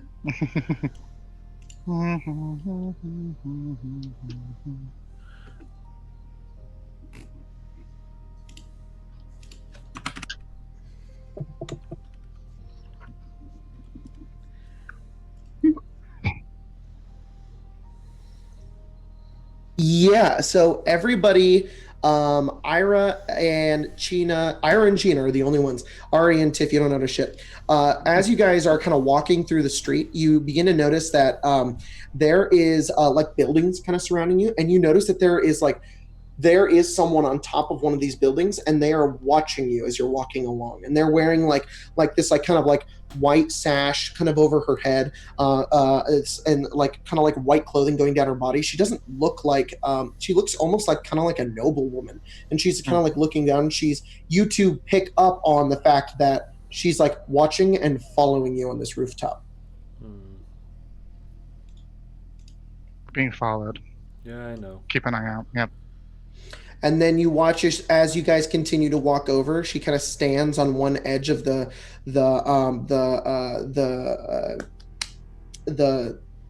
roof, and you notice she underneath like her cloak on her hand, she is brandishing what looks like a crossbow. How quietly would I be able to, or not quietly, but how stealthily would I be able to kind of make a little bit more of an active check and see if anyone else is with her? Just make a perception check. Oh, that was a 2 and it turned to an 18. Thank the Lord. 25. Other than all of the other commoners on the street, it is difficult to tell who would possibly be on your side and not, because you only notice. Like nobody else seems to be watching you. Everybody else seems to be minding their own business. How far away is she? She is 5, 10, 15, we'll say 30 feet away from you. But Sheena, are you doing anything? Give me a second.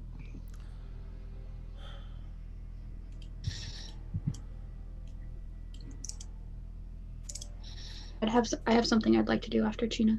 And I have a trick up my sleeve too, depending on what others do. I mean, I have something I could do. I think my camera died. It did. Yeah, it did. Yep. Go ahead and give me a second. I'm gonna have to get a new battery in it. Okay. I have something I could do. It'll be unconventional, but Ari, I forget. Can you? Is this something we're all aware of? Hey, have you guys? Tiff, you are unaware of this. Okay, your so passive no one's, like, perception notified us. it's just Okay. like busy. We all you know what? handedly Actually, you- said it. yeah, we heard Ira said say it. we're being followed, and Sheena said I know. So and you're The like other way around, what? but yeah. Sorry, the other way around. So you're So aware I they just said have that. no idea where it's at. You just have no idea where it is. Yeah. Okay. I'm sure I follow. So you know that. You know that much. Ari, I'm remind giving me. everybody basically like one thing they can do. Ira, you did a perception check. Sheena, what are you doing? Yeah, I guess. Yeah, sure. This is gonna draw a lot of attention, but sure. Oh, She'll stand between our. Sorry, pause for a second. I'm getting a battery. Okay.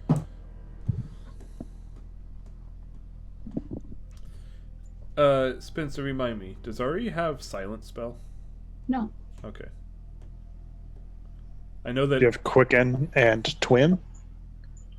And Quicken. Let me look. I have Careful, Twin, and Subtle. Mm. Oh, you do have silent. Sorry, subtle is silent. I'm stupid. Sorry, what are you doing? Oh, I thought you meant the spell. No. Sheena is gonna stand between Same. between the assassin and the assumed assassin and Our friend. our friend, and grow. Okay. Try to lock them as much as they can. Ari, what are you doing? This is all gonna happen um, at once. So yeah. I don't know where the lady is, so I'm just going to quickly put my hand out to our new friend and cast invisibility on him and myself. Okay, so you on Omala. That works. Yes. All right, you two go invisible. And Tiff, are you doing? That anything? actually really works out because you're blocking him. If Yep. What I get from the tone of your voice that this is aggressive, like we're going to go into a combat. Yes. Well, Okay. I'll also say you see Sheena like step Begin to a cast step something. into the thing, and not even casting anything. No, She it's starts getting bigger and bigger. She's growing in size. Jacob, Okay. can I then I'm actually going. just... Sorry. Sorry, go ahead. No, go ahead. Can I actually just cast it on him and not me? Yep. You cast okay. invisibility Sorry. on your buddy. How much taller are you than me? A You're going whole- to be A whole size. a whole size larger. Okay, then I'm going to do So, some real like- Animu shit. Okay. yeah. I'm going to backstep behind her and then hexblade summon my halberd and then do like the spin around her and then I'll have it brandished on the left side of her. So I'll go from right backwards, flip this way. Cool. I will go ahead and make this easier for you guys by giving you a map. But Yeah. that is everything happens at once. Ira, you notice you begin to look around and you don't seem to spot anybody else that looks could like be. it's just the one. And Achina immediately just like grows in size. You see these runes on her body just begin to like flare up, and she just Ant-Man gets big. Yep. And Tiff kind of moves over and kind of brandishes her weapon on the side of her, kind of staring around, getting ready. And you just watch as Omala disappears as Ari casts invisibility. Everybody, go ahead and roll initiative. I point from person to person. I point to China. I go, show off. And then I point to Tiff and I go, that was cool. And I look at Ari and I go, good idea. All right, let me get. It doesn't matter, but my halberd is my hexblade. Awesome. It's already magical. I'm just informing you. Cool. It is magical for the purpose of overcoming resistance. I mean, the blade already is a +3. So Oh, that's right. I forgot. It doesn't really matter. I'm just informing you that it wasn't there and that I summoned it and then is now here. That's right. So it's not something I normally carry. Are all of these little are these all people? Like in the crowd? Yes, all of those are people. And I'm assuming Which this one is denoted as our target? I will tell you in a second. Because there are 4 with white sashes, which also kind of scares me. It should. 4 Ooh. assassins. Damn, 25 only gets one of the 4, huh? No. There you go. We're gonna- That one right there is your quarry. Gotcha. The lady who is pulling out a crossbow bolt. And that is Big China. Tiff, I assumed you were going to be. I didn't give you guys permission to control your characters. Nope. We also Craig, don't have you the Control initiative. yourself, China. You can, if that's a move to where you want it to be. That's what I assumed from what you wanted. But Essentially, I was going to be like here, and then I backstep around her to here. sounds good. Tyler, you have China. Oh, yep. Colton, you have Ari, obviously. Ari. Yep. And Ari, you did not go invisible. No, I did not. All right. Ari, what'd you get? Could you pop up the initiative thing on No, I'm doing D&D Beyond. Sorry. Oh, Yeah. I was gonna. That thing also set is so I could janky. show it to others. I can do it on Roll20. Cool. I got a 13. Okay, 13. That I thing forgot hates me. 13. I'm just gonna let you. You can just let me do it. The only reason Yeah. why is because then it allows me to put it in the map. Yeah, that's fine. on- Yeah. It's just whenever I try to put my number in, it always goes back to 0, and I have to do it like 5 times before it goes in. And then I think I accidentally put Tyler's character's initiative as my initiative, or my initiative as Tyler's character's initiative last time. I think you can't do it when Jacob's adding characters to the initiative. So when we are trying to add it, it just automatically resets it, which is annoying. Okay, Cheetah, you got a 13. Ira, you got a 23. Ari, what'd you get? 13. 13. Sheena's is better than mine. Okay, and Tiff, you got a 19. Very nice. Yeah, I got 19. Zoom. Go ahead and roll mine. Why does mine have my name, but then the rest of them that's weird. What do you mean? Can you guys see your character's name? I can't see any names. I can see I can my just character's see my name own. specifically. That's weird. Yeah, I can see Oh. mine as well. I can't even see my own character's name. I can. I know that, like, on this, I can... You don't know your it's own name? starting to load in. You've Sorry, lost it's your me. memory I have again? to go in and Alright. check mark permissions. I don't have to do this if your guys' character sheets are loaded in, which is why I need to do it, but I have to reset it for every map because Gotcha. I am dumb. That'll Who do be I cool not- once we have our character sheets in. Who do I Yeah. not Okay. have? It's all right to be a little bit dumb, Jacob. Oh, thanks. We still love you. Well, I take great pride in it. Take great pride in being dumb. Mm-hmm. Yeah, it's a gift. All right, I think you guys should be able to see all each More other's fun. names now. Okay, Ira, you are first. alright, so we know that one up there is... We know that this one's not She's out. pulling out a crossbow. You're first. She's acting much. That's not her initiative. Oh, there we Oh, go. shoot. Should I just change mine to... Oh, no. It automatically did. Okay. Never mind.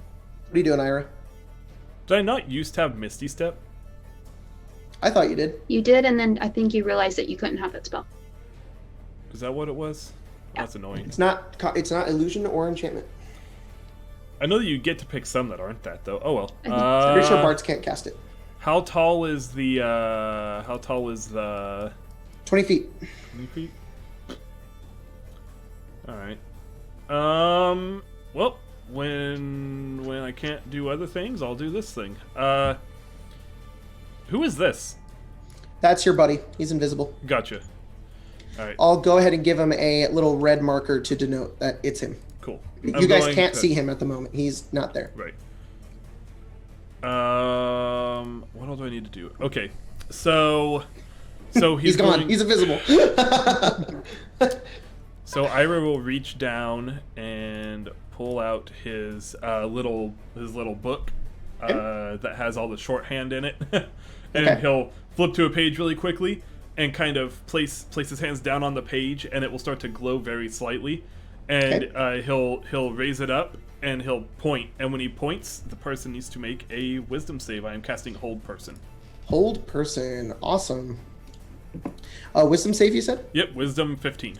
Can I please have stats? That would be nice. Please, game. I never understand how this works in Roll20. It doesn't make a single lick of sense.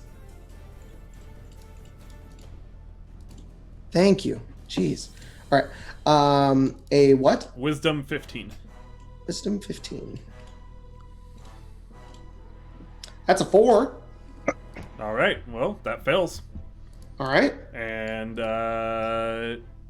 paralyzed for the duration up to a minute. At the end of You're each casting next Hold turns- Person? Yep. Yeah, you guys watch as Ira does that, and then she's like pulling out the crossbow, and then she just freezes, and her eyes widen. All right, well, that's one taken care of. Is that your turn? I'll give Ari a bardic inspiration, and in my turn there. All right. My bardic inspirations are a d6 right now. All right. Tiff? Oh, he doesn't have his mic down. I'm going to step a little back from the wall, and then I'm going to Misty Step myself up here. Awesome. You just appear, and she's like frozen. She's like, oh, fuck. I'm going to say, bad time. And I'll make 2 attacks on her. She is That's denoted. so badass. She is denoted as paralyzed right now, which If you means hit, that it's a crit. it also means Okay. that your attacks, I believe. Have advantage. No. What? No, I think it's unconscious or Really? That's prone. right. Well, There's a paralyzed. weird thing with paralyzed. Let me check the spell. Paralyzed for the duration. Okay. I can check the condition as well. Yeah, it's weird. Yeah. So Paralyzed, paralyzed incapacitated, and and then incapacitated means you can't take actions or reactions, and then the rest of the paralyzed Yes. conditions. any attack that hits a creature is critical. Attack Oh, rolls attack rolls against the creature have advantage. Yep. So you have advantage, Okay. and if So you hit advantage. Okay. Have advantage, and if you hit, it's a crit. I should use this more often. I'm a rogue. What am I doing? My first attack is 25 to hit. My second being 19. No 20. Well, both of those hit, and they're both crits. Damage is going to Are we be. doing crunchy crits? No, we're not. Okay. Damage is going to be. Hang on, I have to do math now.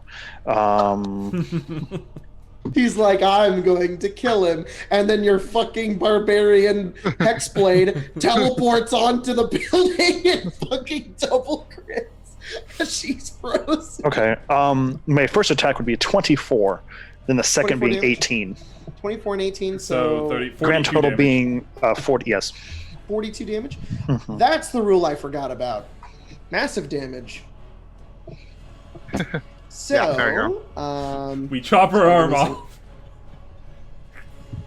Big lop. Well, are you doing lethal or non-lethal damage, by the way? Oh, Tip assume only it's knows lethal. lethal. Yeah.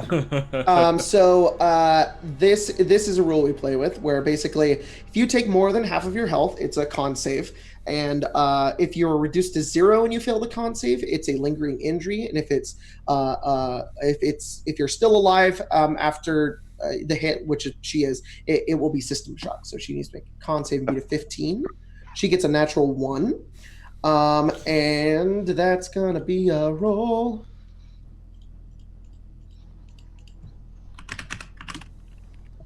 She's already paralyzed, so there's not much she can do. Well, if she rolls a 1, she'll just go unconscious. That's a 9, so she just can't take reactions. So, Tiff, you go up She and already you can bad take- time. You run over towards her, bring down. You have a halberd? I do. Yeah. How do you hit her? Where do you hit her? If she's paralyzed, I'm probably just gonna do like a quick jab in the abdomen at 1st, Mhm. and then backstep and do like a sliding slash across her face. Right across her, and she's just. And you watch as that happens, and it's big Animu as you do that. Like she grits her teeth, and blood just spurts out of her mouth. And she can't move. She's just holding the crossbows. You just Question: slice her. would the this might be asking for too much, but would the pressure of her being hit cause her to fall prone? Because she can't like hold herself up. She's paralyzed. I think she can hold herself up, and I don't think she would go prone. Okay. She's just still standing there. She has good balance. Yep. She has a good. That's fine. Good core strength. Yeah, good core strength. Yeah. And Well, then it's her turn, unless you're going to do anything I'm sorry. else. No, Tiff. I just wanted to then like do that side. Oh, do that side step, and then I'm gonna move back onto here. Yeah, she can't do anything about it. She's going to try to not be paralyzed Yep. anymore. Make So wisdom a save. sorry, Is it wisdom or con? It's wisdom. DC 15. Sorry, Yep, not to interrupt. 7. The reason Oh, yeah, I did what's so up? is because I have a 10-foot reach, so if she moves, it's still opportunity. Perfect. Great. I love weapons with reach. I think it's so cool. Yeah, 7. She's just still frozen there. She can't do shit. Sheena, it's your turn. So 5, 10, 15. Giant ass Sheena then walks over. She's like, Um. "Who are these guys?" Can I, like, being big tuna, can I like pull myself up to the top of the building? Why Like not? how okay.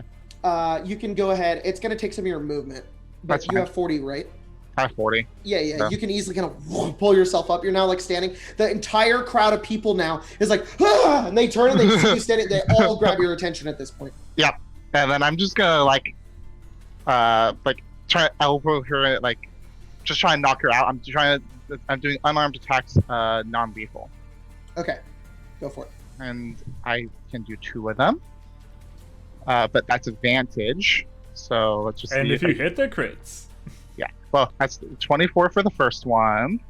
24 hits. And technically advantage still, and that's another 24. And you're just punching her. I'm punching.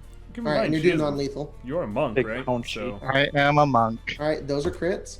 Oh, and the crits. Oh god. and We call you this do an yikes extra. delete. He does an I do extra a D6, D6. D6, so I'm doing 8d6 damage How here. do you say this is a yikes delete? And that's a yeet delete. A yikes delete. I do. I should definitely be using this ability more often to cast Hold Person. How much Yeah. damage, Gina? I do 36 non-lethal It's punch exactly her health. Yeah. You bring her down. You just kind of hit her in the back, and then hit her on the head once more. And she's still paralyzed, but she kind of like she's frozen, and then she just like falls backwards, just completely still. You did non-lethal. damage. Non-lethal. She's unconscious. She's not dead. Ari, it's your turn. Yes, you are still in combat. Okay. I'm just gonna There might be more. move I don't see 'em. 10, 15, 20, 25. I'll move right here. Okay. And I'm gonna wait. I'm gonna hold a chaos bolt. You're gonna ready a chaos bolt. What's yes. your second your level condition? chaos bolt. If anything tries to attack me or my friends here. Well, that is what happens. As on the next turn, we add somebody to the initiative. Ooh, have fun. Jake, this is Jacob realizing, oh shit, these guys are actually really strong. So I actually need.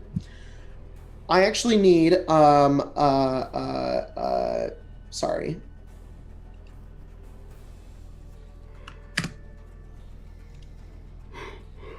Oops. I fucked up. There we go. I actually need to roll a check. Okay, so unfortunately, Ari, you do not see where this comes from. As there's basically like a crowd of people behind you. You don't know which one shot which. The only person that is aware of the attacker's position is China as she gets attacked. And China, you are aware that this person over here is currently shooting you. Is this one? Nobody else knows that information though. So are we not and- able to make it out because we're on the It's ground? Or It's not that at all. It's just that you're not the target of the attack, and she rolled a damn good stealth check. Okay.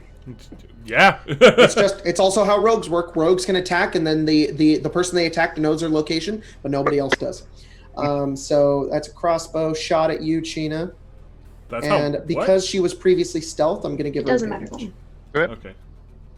A 22. I mean, it 22 does hit. because I'm a rogue, but A 22 hits. Can you make a Constitution saving throw? Ooh, fun. That's an 18.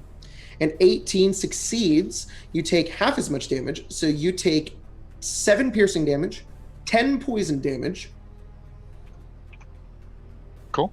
And she had advantage on her roll, meaning an extra 14 of sneak attack. Fun.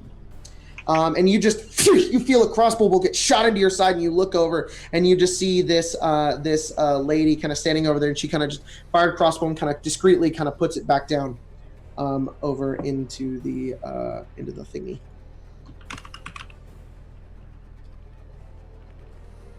Give me 1 second as I Jacob, look I can up something real hold fast. my readied action. Did that trigger it, or can I continue to hold it until there's a target I can I'm see? looking something up to double check that right now. Okay. hey, boys and girls that live in this house, check the chat. There's nothing. Oh.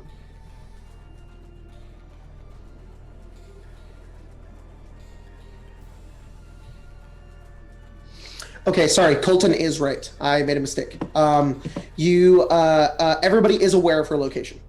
So everybody, like, China she kind of like turns, and you all see that this lady right here just fucking shot China. So you can get your reaction attack off, Ari. But they could thinking try of- to hide after. It's just it's only because of the held action, huh? Which You're is what she's thinking gonna of do. the Skulker feat, I think. Mm. Yes. Could you check the chat, Jacob, please?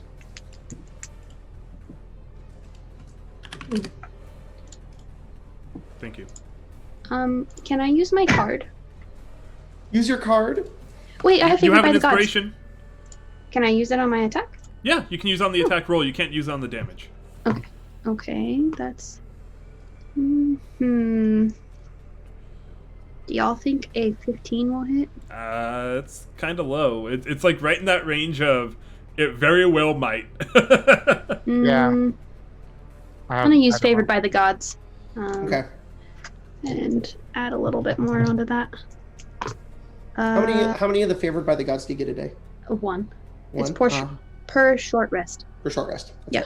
I love that ability. That'll It's be super cool. 19 instead. That hits. Go ahead and roll damage. Nice. As you just see this one fire over at Sheena, doing a little bit of damage to her, even though it sounded like a lot. You turn and you just hurl this chaos bolt into the air, striking over past the market way, through a couple of commoners, and they're like, "Oh God!" And they're all like freaking out and yelling, and there's now a bit of panic.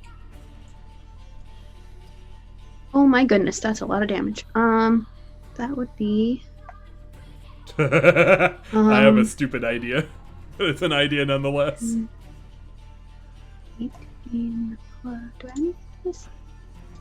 No. That's 18 psychic damage. 18 psychic damage. Very nice. Yeah, she looks a little hurt as it hits her, and she kind of turns and looks around, and she is going to. You watch as she turns and ducks into this building. Gotcha. And she, I just want to let you guys know, gets a 27 on her stealth. Oh my god. So she's gone. Okay. Jacob, All how right. high up does this fountain go? Like, am I like? Can I see over here? Or- How high up does it go? It doesn't go up too far. I would say you would have a hard time seeing somebody who was like here or here, but you were able to see her just fine. Okay. It goes up like maybe 5 feet. Okay. There's just 4 or 5 there's feet. like those looks like there are steps, so I wasn't sure like. Yeah, how they tall are it was. steps, but they don't go Okay. crazy high or anything Okay. like that. All right, Omala, from his invisibility, says, "What should I do?" Just stay there. Stay where you were. Okay. Ira, it's your turn. All right, right here. All right. I want to make sure that anyone that's innocent is not hurt. Therefore, Okay. if they're not standing and running around like idiots, they won't get hurt. So sleep. Okay. Before I do that, you've just reminded me, because I have a lot of things on my mind. At the end of the round, I was going to have all the commoners move. They're only going to move a couple of spaces. That So might some people change what I are going to do. run around. So they're going this way. This guy's running this way. This guy runs over, nearly bumps into Ari, keeps running. He's like, "Oh God, there's stuff going on over there." Runs up the stairs here. This person runs this way. This person runs up here. And this guy runs this way, and this guy runs over here. All right, now you can choose what you do. Yeah, it changes things. Okay. Sorry. They would have scattered a little bit. Yeah, that makes sense. Scatter. It's not as important now. I saw them dip into the building. Yeah. But you have no idea where she is.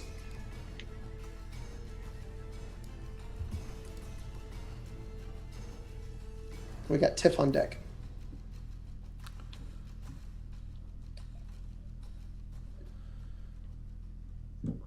So one thing I really like that Roll20 did was it has default pictures for like commoners and obviously assassins, but for Tomb of Annihilation, it changed all of them to fit the setting a little bit more, so they all look kind of different. And I was like, that's cool, that's Yeah. great. Yeah, it's really good. I need to check and see. Okay, it is an action. Cool. So I know that she dipped into this building here. Yes. All right. If she dipped in here, I'm going to move up here to kind of try to break line of sight with that building. Okay. And then I'm going to... Oh, I'm sorry. I'm going to look over to Ari, wink, and then snap and turn into a Mala. Okay, you transform into Omala. Your skin, Tiff. I'm just gonna say you fucking see this. You have a You're pass the of only 10, one that. so it's No, kind of it's very fine. good. I'm not trying. I'm I not don't see a trying to. whole lot of anything. I'm not trying to hide it from anyone specifically besides this assassin. Okay, which is good because I think it's fun for a story if Tiff is able to see it. As you're kind of like looking around trying to find out, you see Ira in the corner, kind of up against the wall. He snaps and you watch his body, his skin color, his hair, and everything just form and shift. They sink into his body. It just kind of like flip over and shade and differently into. He eventually transforms into Omala wearing Ira's clothing. Oh. I might give him one of those big eyebrows, like. 20. And then I'm going to come forward to here and act as Omala. I would like to roll deception to do this. Act as Omala, frightened, afraid, scared, looking for the assassin, acting as if I'm him. You can roll a deception check. I would give you disadvantage, but you would have advantage, so a normal roll. All right. 23. Okay. Very good. Tiff? Tiff is going to get down if I can to here. Yes, you can. I'm going to get in front of Ari, kind of like so. So I assume you're just kind of like sliding down the side of the building. Can you go ahead and make an Yeah. acrobatics check? I can.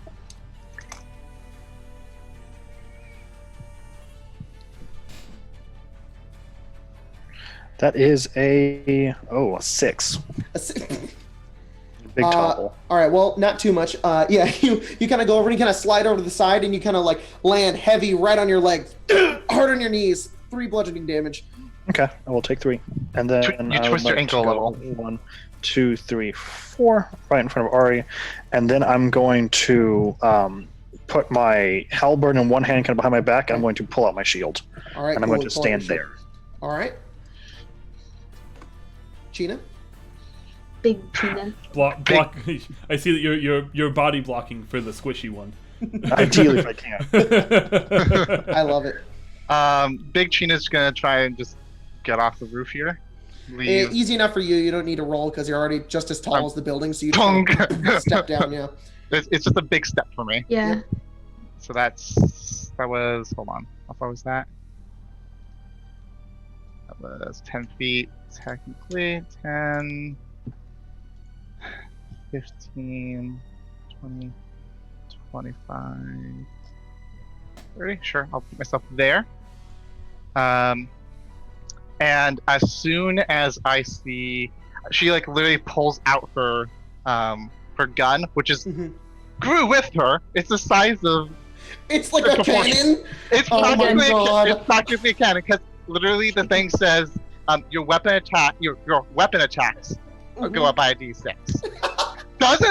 Does not. Big ass gun. It's a big ass gun now. So as No, soon I want it as to be a pistol. baby gun. Huh? It's a pistol. pistol, right? I'd It's a say pistol. it's basically almost like a rifle now. It's not like a Yeah, cannon, but it's huge. but it's like blunderbuss size. yeah, it's massive. So it's like Mhm. the bullet is like a fist. As Awesome. soon as she's like another assassin pops out and shoots someone, she's gonna shoot back. All right, go for it. I'm holding my action. So you're Sorry. holding your action for the gun. All Yeah. right. Ari, I'm going. you have a to- beefcake standing in front of you.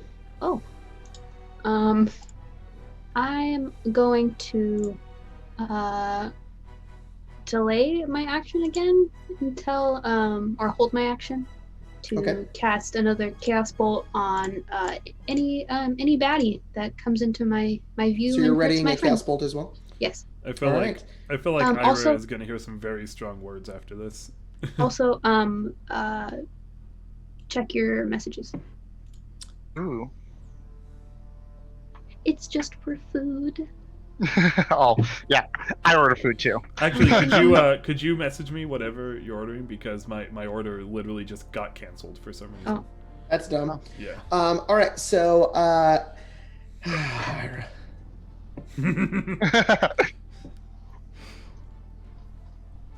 I- be a I have young a technical widow. question. technical question. Nah. Can you hold a bonus action with an action? You can ready That's a good question. Sometimes I have it right here. Just for reference, can I hold a bonus action Hexblade's Curse? I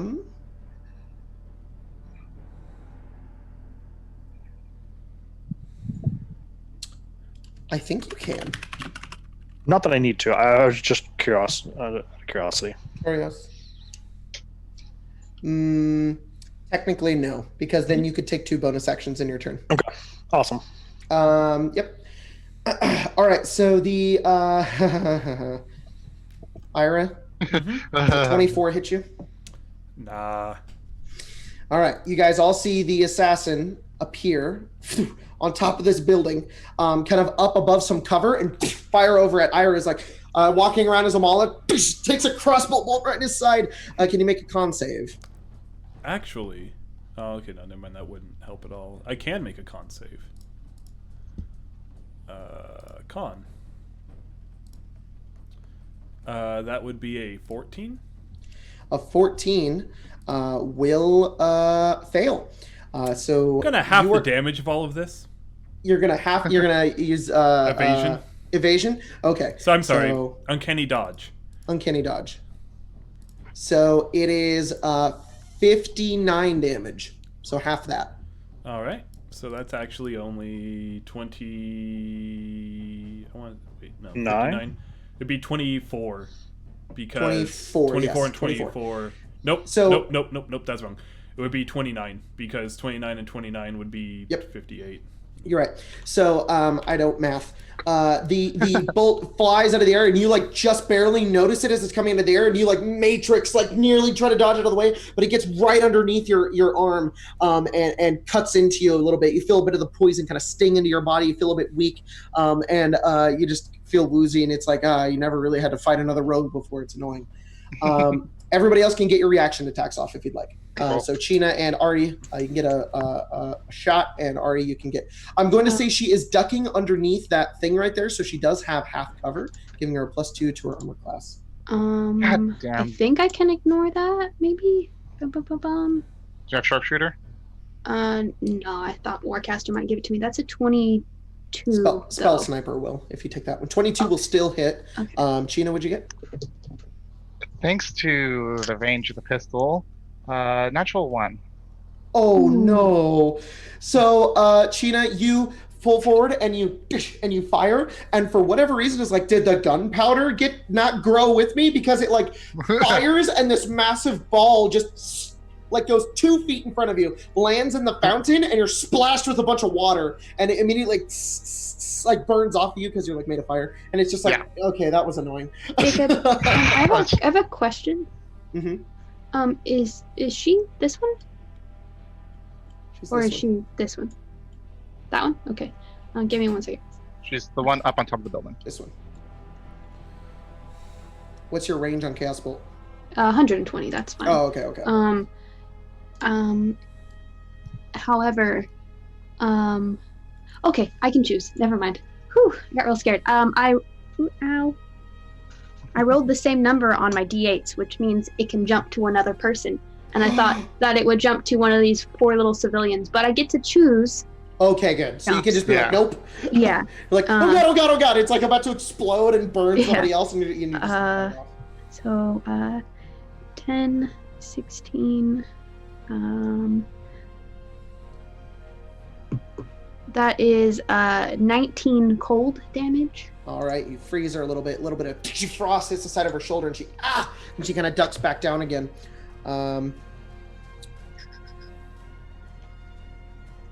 19. Come on, Jacob. Math. Calculator.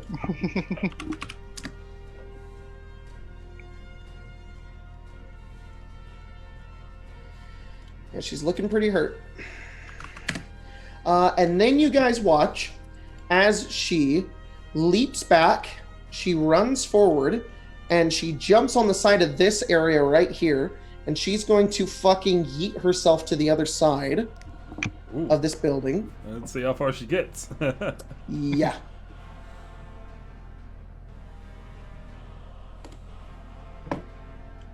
Boop, she falls on the ground. Good. She takes 11 bludgeoning damage. Does she die? That would be the. No, she doesn't die. She just jumps and then she miscalculates it and she falls forward, lands on her face, and quickly stands back up. And she just like runs into the next building. But oh my god, that did so much damage to her. So she does get into the next building though. She moves in this way, and she's going to bonus action hide. And nobody has above an 18, unfortunately. She disappears once again. All right, Ira, it's your turn. Are the civilians gonna run at all, or? Yep. Thank you for reminding me. You're welcome. They all just begin scattering in different directions. Most of them are kind of getting away at this point. All right, I'm going to reasonably keep up the act. Given that Some people actually stand by and like watch. They're like curious as to what's going on. Given that I saw her walk into this building, right? Mm-hmm.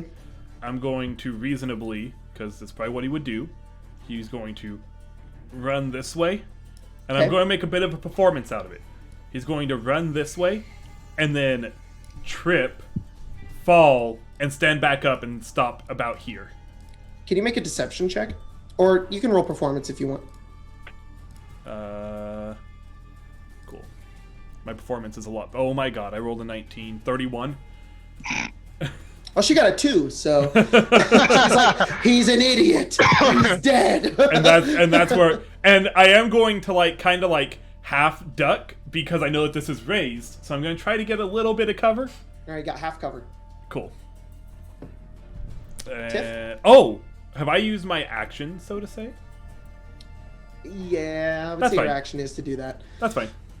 Tiff? If not, I was going to dodge.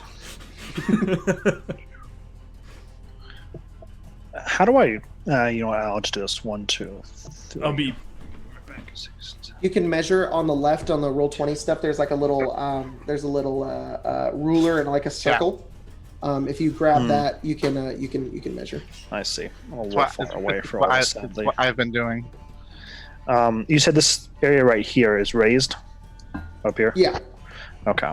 it's easy steps. It's not difficult terrain or anything. Okay, I'm gonna just 1, 2, 3, 4, 5, 6. Well, that might be a bad spot. I just don't want to be in the Fallon, but I guess that's where I'm gonna be. The water. Yeah, I think I'm going to look at Ari and give her kind of a nod, make sure she's good, and then I'm going to go a little swimming and get here. In All this right, cool. Yeah, it's only about ankle height as you get in. You kind of splash around. You move right past China's giant bullet that shot into the water. I'm going to bonus action rage, Awesome. and then I'm going. Oh wait, I can't do that.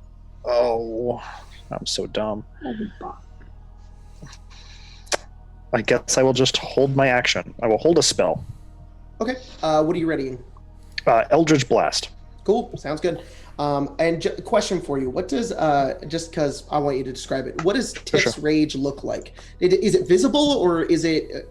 Yeah, I'd say so. I think her blade kind of begins to smoke, and then the paint on her face, she like sweats and gets like hyperventilating, and then it smears down her face. Oh, that's so cool. I do Love have it. a question. Can you cast a spell while raging? That's why I didn't rage.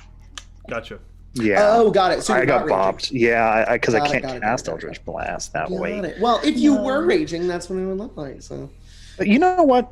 Actually, for flavor, let's actually do that. I'm gonna rage. I'm gonna move 55 feet. Ooh. You know what? I'm just gonna Sounds dash. awesome. I'm gonna go. You know what, Ari? You're cute and all, but I'm gonna go. Boop. I want to move. What I'm going to do is I'm going to move, action dash, so 110 feet. I'm gonna get in here somewhere. Okay, I'm gonna so kick whatever barrel I can in you here. run and then just into the rush building, in. and there is an opening right here, and you Okay. right.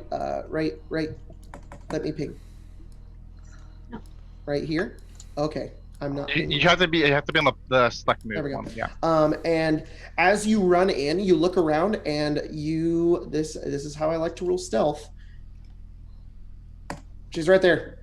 Oh. Oh, She's ducking in a corner, looking out a window, and then you rush in and you see her ducking. She's like, "Oh, fuck." I guess this would be the moment to say, Jacob does rule stealth. If there's no reason to reasonably be able to say you couldn't see the person, you can just see them. Like even if they roll the natural 20. She's ducking. She broke. She broke line of sight with you, but you have realigned the sight, and you can see her. So okay. she's there. Then I moved bonus action. You know what? Hexblade Curse. We'll just do that right now. That's my bonus action. I moved my movement and my action to dash. I'm gonna curse her though. Okay. Oh, you know what? I'm sorry. The whole point of me doing this was so I can rage. I'm gonna rage. Sounds good. So You're raging. sorry. You're right in her face. It's all good, man. All right, Sheena, it's your turn. Okay. You are unaware that Tiff has found her. Yeah, I'm unaware, but I You just, know that you just watched her run in there. Yeah, so... You did see her go that way, though. Okay. So, can I tell how big the two openings are right there, right here? You would need to duck. Would I be able to fit through the door then? You can fit through the door. I'm gonna say it is difficult terrain for you to get in through the door. Okay, that's fine. So, let's see. So, let's go. 45 feet. And then difficult terrain adds another 5, so that's 20. Oh yeah, I can get in there easily then. Okay. I'm using a key to bonus action dash in here. Full. So Tiff, you get in, raging, sweating, looking down her. She's like, "Oh shit!" And then through the doorway, large hand, Sheena just comes in. She's like, "Oh shit!" Just a giant joke. The person looks up at me and is afraid. I look up at Tiang and go, "Oh." Can both of you roll intimidation? I give up. Please, no more. Roll a 12. 12, Tiff? That would be a 19. She throws down the crossbow, holds up her hands. Are there any more of you? As I step on the crossbow. You step on it, it just breaks, shatters, gone, splinters, and she just, no, only the two of us. Can I roll insight on that? Roll insight. At 23. You can, I mean, so insight isn't a lie detector. Yep, but you I know. can tell she's mostly being genuine with you. She looks to be afraid, so no reason to lie. Go collect your friend and leave us alone. Kind of just sneers at you. She looks over at Tiff, kind of slowly. Or would backing you away. rather be knocked to the ground like your friend? She doesn't really say much. She says, "No, please." Then go collect your friend and leave us alone. Question for you, Tiff. Are you letting her go? I will follow the lead of the group. If they want to let her guy, will accept. Okay. She backs up and she does make her way over. And she. Oh, you know, actually, can I have her dump out her pockets? Yeah, she's. just dump them out. If you have She undoes. like, notes or She papers goes in. on- She kind of reaches in. There's like these like hidden satchels down at her side. Dagger. Few Does vials she of have a poison. sanction? And she does have a sanction on her. I'm gonna take that. You take it. It looks to be the sanction for 1 Omala. Okay. She also drops like a bag of gold on the ground, and she says, "That's it." Okay. You can go. She runs, and she kind of makes her way over here. Ari, you see this lady running. She doesn't have her weapons on her. She doesn't have anything on her. She has her hands up too. Oh, she has her hands up. I'm not gonna attack. Hands up, don't shoot. Chaos bolt, fuck you, bitch! She runs over. She collects her friend, and the two of them run off into the alleyway. Oh, she carries her, and they are gone. Cool. And you guys are out of combat. I'll pull the arrow out of my side. Yep, it's a bolt. The bolt. Ari comes over. Gotta do the same thing. Ari comes over, and it looks like she's gonna heal you, but she just smacks you on the back of the head, and then walks back to the rest of the group. I told you it would work. After a few, I'm gonna- after like probably 40 seconds, Sheena becomes small. I'll kind Bigger, of bigger make my size way again. into this building. All right. And then change back and come out. Can I look for our friend? Can I tell him to come out? Hey, Where he's going. Where are you? He says, "I'm right here," and you hear him right here. You can't move. moved. We did tell him not to move. I didn't move. You That's can adorable. Probably drop the. Yeah, I'll drop the concentration on invisibility. Yeah. Thank you so much. You saved me. Yes. Okay. Then. It certainly hurt. Let's get over to that. Oh, you're hurt? I can heal you. Not enough. It's fine. She says as she's I just look at Ari. also pulling out an arrow from her shoulder. Oh, you shouldn't do. I You did really that shouldn't too. do that. It's really bad. Oh, you guys are Blood spilling out of her arm. Hard to stitch up. I do take the bag of money and give it to Chien. Go cap him. All right. I mean, Uh, sure. Do you guys want Well, here? I feel like Ari is debating heavily between do I let Ira learn his lesson or do I let him bleed out? oh, yeah.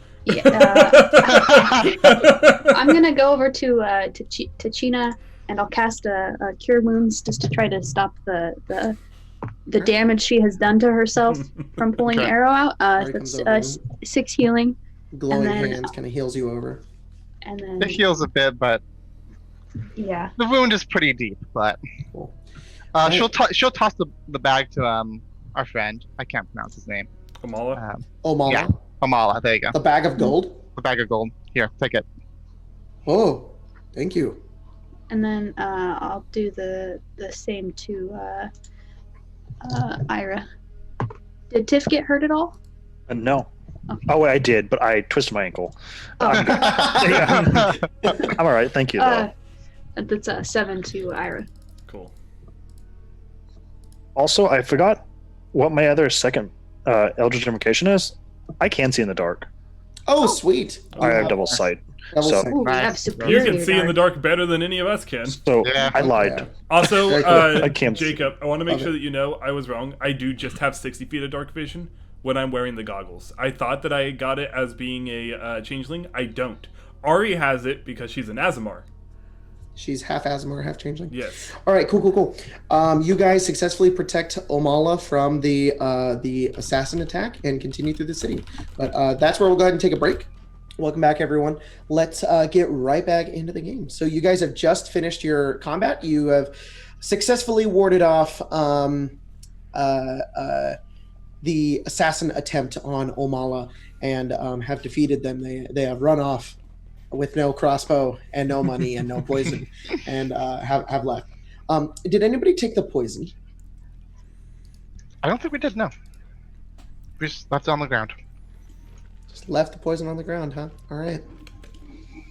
So you guys continue guarding Omala all the way through the city, and it's about an hour or so that goes by, and the sun slowly begins to set over in the west, and which is this direction, which is north on the map, so upwards.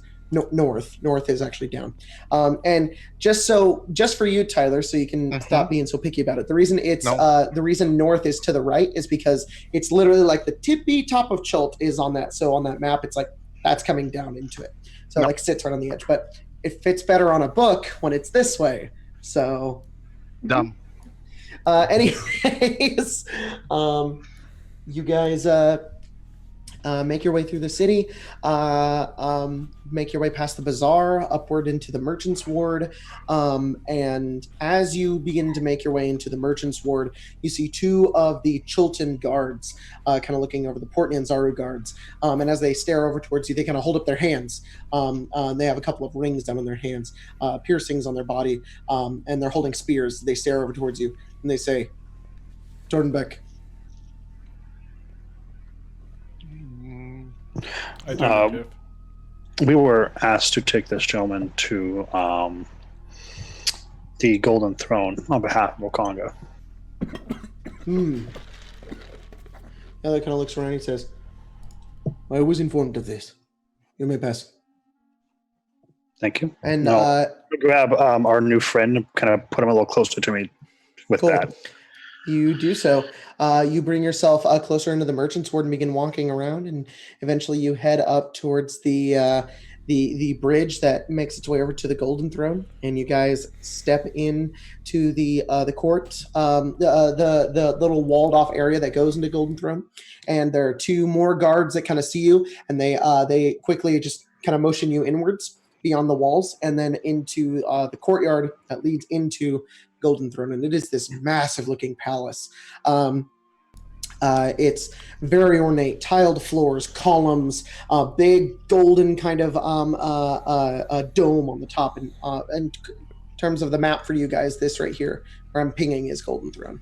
Mhm. So, and you see it there. And as you step in, it's like there's all these chairs kind of set up along the sides of this place. And it looks like it's very rarely ever used. And it's more or less just used for audiences. And you see sitting on one of like these like thrones is one of the merchant princes. And she looks like this. Do I recognize this one? Yes, you do. Her name is Quayothe. Okay. Is there a chance where I can stop the group before we enter? Yes, you can. Okay. You stop the group before you enter. Well, would I be aware of who she is? Just so I don't metagame myself. Yeah, you don't know too much about the secrets about her. No, you of know course. that she She's deals in more. She's fruit. not someone to be trifled with, right? Yeah, she's you Okay. know she's one of the what is it, the sharper merchant princes. Okay. She's dangerous, and you don't I want just to be wanted on her to- bad side. I just wanted to stop everyone and kind of say that Quayothe is one of the merchant princes that really isn't one to be trifled with. Wakanga has a lighter demeanor. She can be a little more serious and frankly deadly. So we should tread lightly with whatever's about to happen. Of course. Then. Ira, did you hear that? It's like tying a shoe. No, he's tying his shoe and he puts a thumbs up. Sorry, my body decided that it didn't want to consume that food properly. You know when you cough and it feels like it gets stuck in your nose? Mhm. Does that ever happen to you? Mm-hmm. Oh, that's the worst. No? Spencer's like, nah, that's never happened. Everyone else is like, yeah, I understand completely. I don't in my nose. Have you never done that before? Where No. you consume food and somehow when you cough and it's stuck in your throat, it feels like it gets lodged in that in between? I know it isn't, but I want this to be canon so bad. The Tiff's like, guys, she's dangerous. Be careful. Ira, guys, ever get food stuck in your nose? You lost me at the fact that you were consuming it, not eating. You went echelon higher. Anyways, Consuming. Consume dangerous. sustenance. Dangerous. Don't be careful with what we say. Yeah, it's like every other noble we speak to. Nobles in Waterdeep won't just have someone kill you and get away with it. I'm gonna chuckle fair. a little bit at that. That's fair. Just a little bit. At least not as much here as here, I guess. Well, I'll certainly let you guys do the talking, because Oh yeah, I'll keep my mouth shut. I don't know how to respect people very well. I don't know about that for me, but certainly Yeah, but you're okay. It may just be you and I one of might those be better to speak when spoken to kind of thing. He's course. here to make his amends, so our job was to get him here, not keep him alive. Okay. Well, Wakanga did say that he would prefer that he live, so I think we've seen our part of the job right now. I'm gonna take the bob. A little bit out of our hands now. oh yeah, I'll I'll clean him up, prestidigitation, wipe Okay. the shit off of him. Give him his monkey. He's all bruised and he's got a wig on. I take it off. He just looks like a custom Skyrim character. With a bunch of mods on too. Yeah. Too many. His butt is jiggling way too much. Uh-oh. Dummy thick. All right, you guys make your way in. Yes. As you head in, I change the You music. get killed. You instantly die. There is Everybody no roll a appeal. death saving throw. Just No, get there is malaria. no appeal. It's just I get malaria. You just get you get Die. you get cancer instantly as you step Prancer. in. And it's immediate brain cancer. You're dead. Okay. No, we've already had the cancer. It's just it got activated. Activated. Activate. Awakened. Yep. Sentient cancer. Oh my god.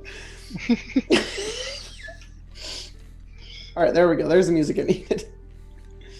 It's because of the poison we didn't pick up earlier.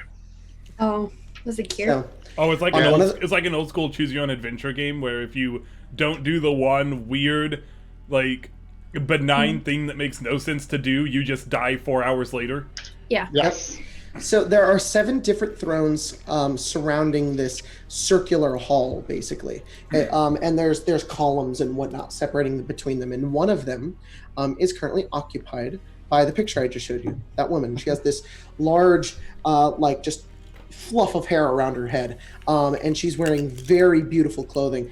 This like headdress adorns the top of her forehead, and this long kind of robe in deep black, and then there's this like design of like gold stitched into the black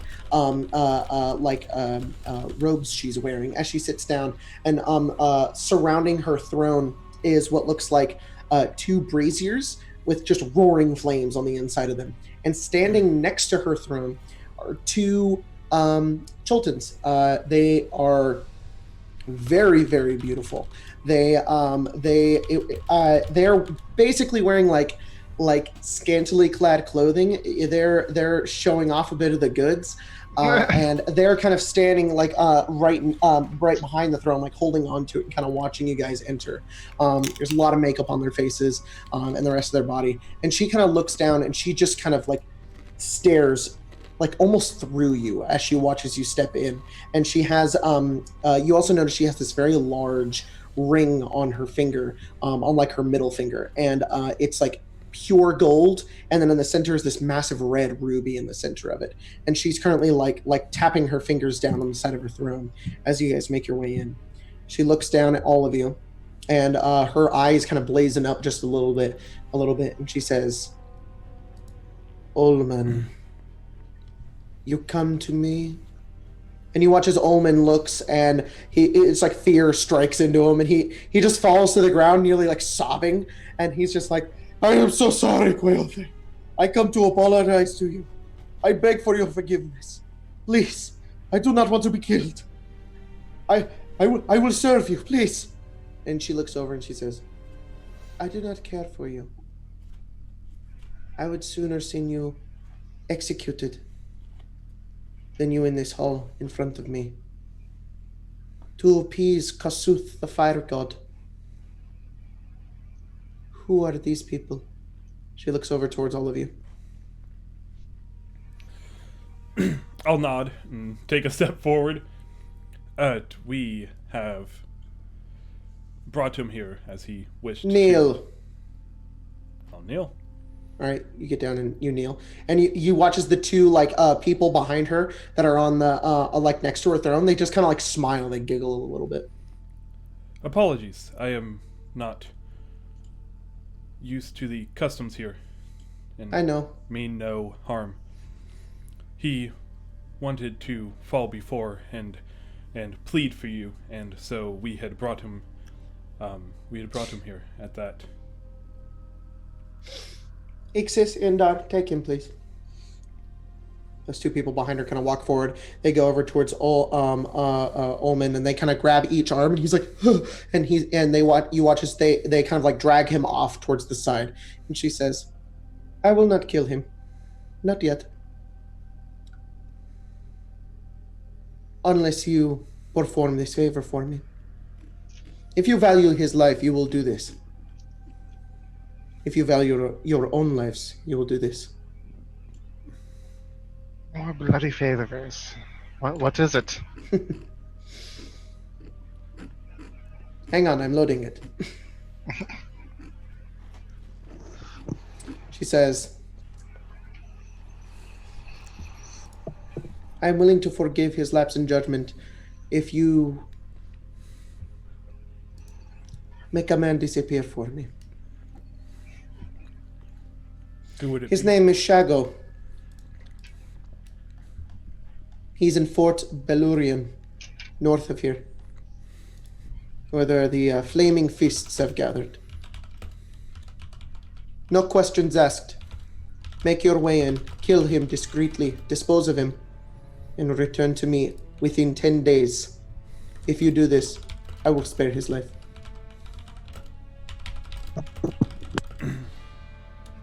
And would we be getting a writ for this? It's outside of Port Nyanzaru. You do whatever you want.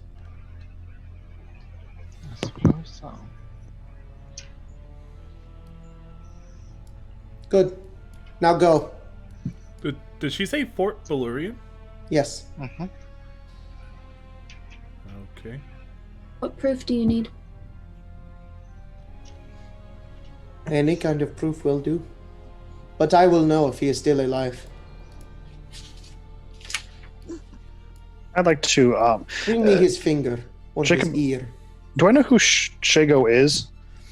Make a history check. I can.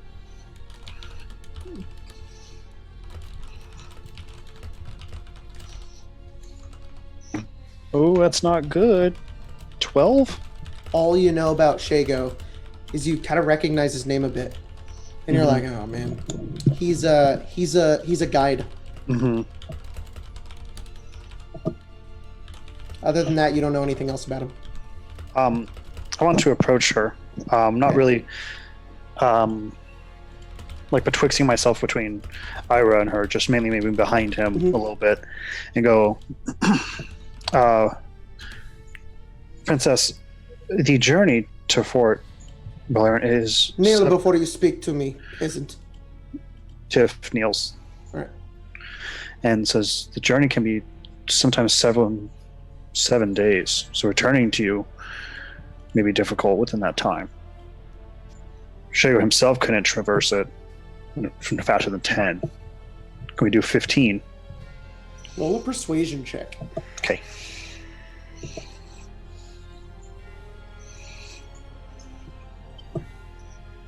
Uh, 20, not natural. All right.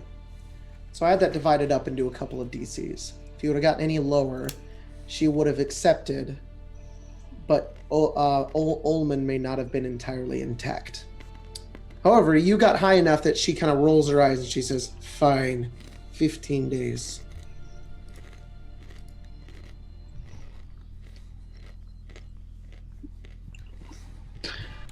I graciously accept your mercy, and then I step back. All right, step back.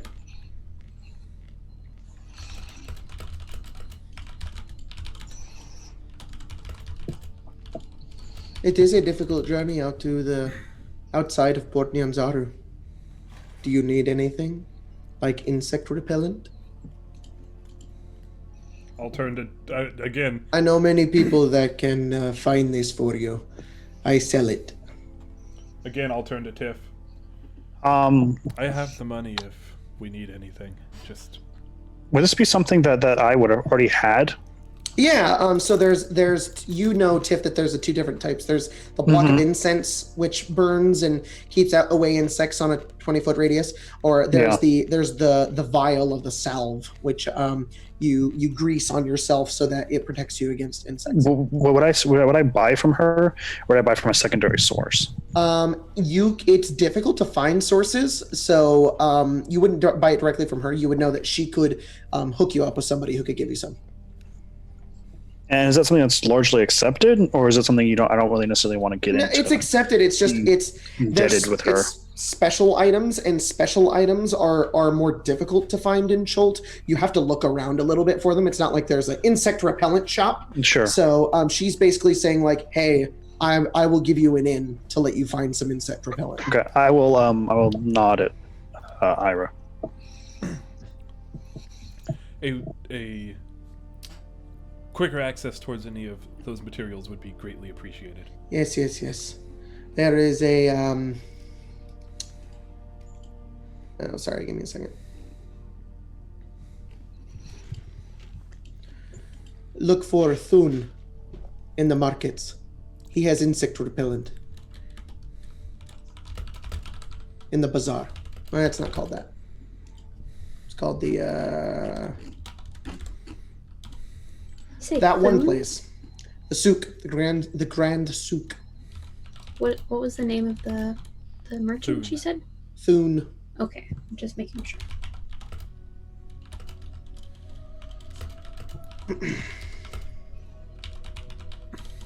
She says, tell him I sent you. I'm going to give you a discount.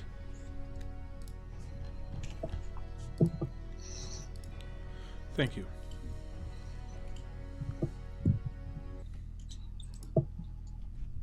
She kind of slyly looks down towards all of you. What are you doing? Leaving Go. now. I give a little bit of a nod and exit. I'll Kind of follow sits Tina. back a bit. And you guys kind of slowly make your way out of Golden Throne. The two guards at the front escort you kind of out towards the exit, and you are now in the back outside into the just right outside here, near all the Merchant Prince villas. Mhm.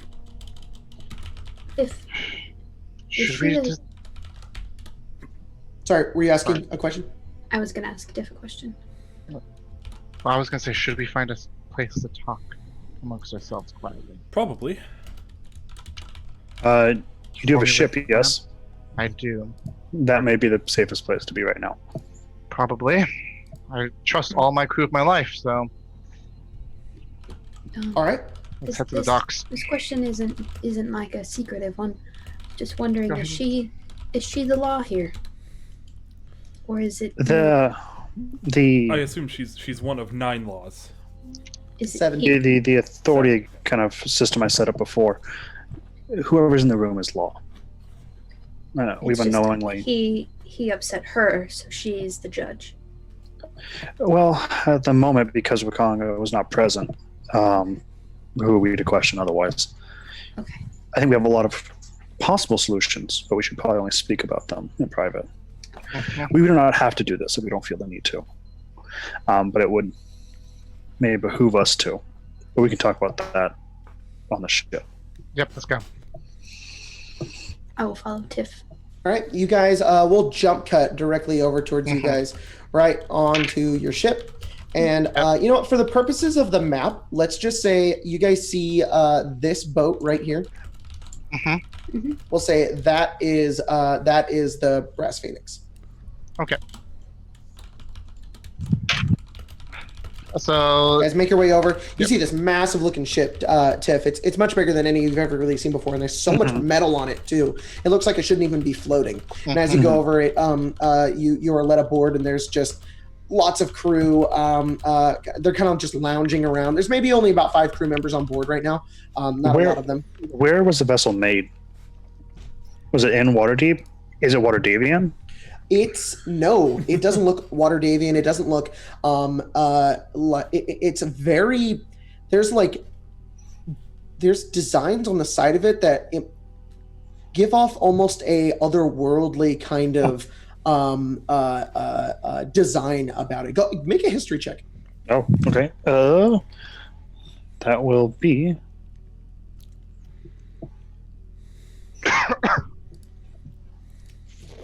How's a 7 treat you? 7, no clue.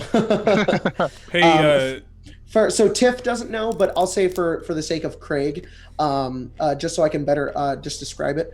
The person who owned this was once an Ifrit. Once owner of the ship was an Ifriti who lived in the city of Brass in the elemental plane of fire. So Okay. that's the evoking imagery Kind of I'm aesthetic. trying to give towards you. Out of But Tiff is like, what the curiosity, fuck? Yeah. out of curiosity, as we're walking, I will be kind of flipping through that book, coming to the map. So we've determined that each tile is about a day in terms of Yes. on land. What about in water? Oh, I was on already water. I was already thinking that. On I water, already, it's I already completely calculated different. Yes. it. Yep. I mean, I- water is water. Yeah. So How many miles can we go a day on water? you I- go about 3 miles an hour. I have all that information already. One, I two, and that's three. what I wanted to talk about in the cabin. We All can right. Well, get. you guys are on the ship, and you guys make your way over, and you make your way into the main cabin of China's, and it's this nice looking, neat, ornate office Right. area, with lots of supplies and tools, and a place for you guys to sit, and charts and maps kind of spread out, and you guys come over and you sit down. Darren isn't currently here at the moment. So, Yeah. looking at the map, guys, I'm pretty sure we could get to the fort in 2 days if we took Nope, it by water. A day. Right, but there's also a little bit of time to walk to the fort itself. Well, yes, walking to So the fort. 2 days. 2 2 days, days yes. to get there. It would take about 24 hours to get there. to sail. So some housekeeping things real fast before we get into the thick of it. Jacob, do I know what's in the bay? No. Okay, and then do I know how coastal That scares me. or how dug in is this fort? Like, could we pull up to the dock and then walk there? Do I know how far that distance is? I've never been So here the before. only reason Tiff doesn't know about the thing that's in the bay is because she's probably never been on a ship that's been that far. So unless you think she has. I mean, she is a Water Davian noble, so she Oh, can't. then fucking yeah, you totally know what's in the bay. then have I been to the Burning Fist fort before? Fort Bellarian? No. Okay, I'm just trying to figure out if I can answer their question about how You far kind it of is from forgot the it was coast. there. Mhm. You're not really sure what the Flaming Fist is doing there. Okay, cool. Just some housekeeping things. Yeah. It's actually a pretty new fort. It's only been Mhm. there for about a year or two. Okay. Does So- the name Flaming Fist mean anything to Ira and Ari? You guys Or- can make a history check. Okay. I would like to do that. Just for your aware, Jacob, it literally says in the stat Dirty- block of the dirty vehicle, the brass beams can go 96 miles per day. Oh my Oh god. my god. Yeah. Yeah, because oh, wait. Really? 4 miles per hour. Thank Right. you. It 4 miles. literally says 4 miles per hour or 96 miles per day. It literally gives me both of those. Boat. Mm-hmm. That's really nice. Dirty Very, 20. very nice. Dirty 20, what'd you get, Ari? 10. 10. So, Ari knows who they are. Ira knows a little bit more about them. So, I've been doing Harper work, so Mhm.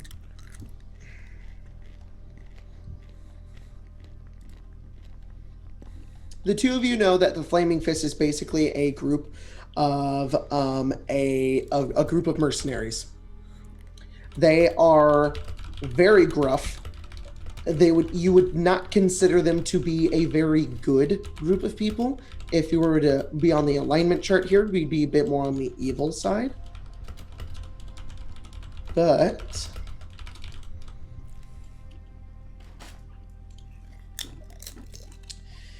they're a mercenary company headquartered. The two of you know that they are headquartered in fierce loyalty to Baldur's Gate.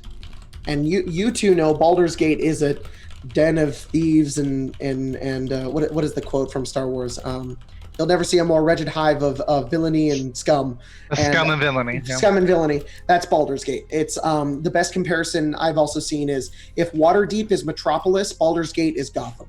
Mhm. It is a city wrought with crime and secret organizations, and their official guard of Baldur's Gate is not even like guards. It's just paid mercenaries by like corrupt politicians and things like that.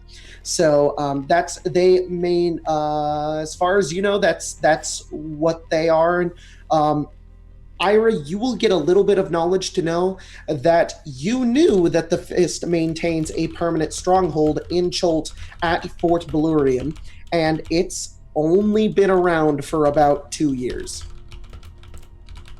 and it's the fucking fort that we need to go to. Yes. And you're like, as soon as you heard the Flaming Fist, you're like, oh shit. It would be worth mentioning, you might already know this, Tiff, the Flaming Fist are at that fort. And to put it simply, they're kind of a group of assholes, so... That is actually news to me, but it's good to know. So do we I'm gonna want? send you a message of a little bit more lore. For me? Yeah. Yeah. Okay. So are we? I might do you know have any- some more, but I need to think for a moment. Do we have any qualms about killing some person, a life or a life here? Tiff, you seemed to maybe know who they were? Based I- off of what you were saying? I have some idea of their skill set, not really their person. I know they're of a similar position to myself, someone versed in the jungle, which I think is an advantage if we can get them on a boat. If they detect that we're after them, if we decide to go down this route, them fleeing into the jungle could be a problem. Looking at I'm assuming we have like a map of what we see of Cholt. Just this. Well, yeah, you guys do. Wakanda gave you that Yeah. that map. Yeah. Wakanga, goddamn. Yeah, that's the first one of the game. Shit! First one. The Black Panther! I never freeze.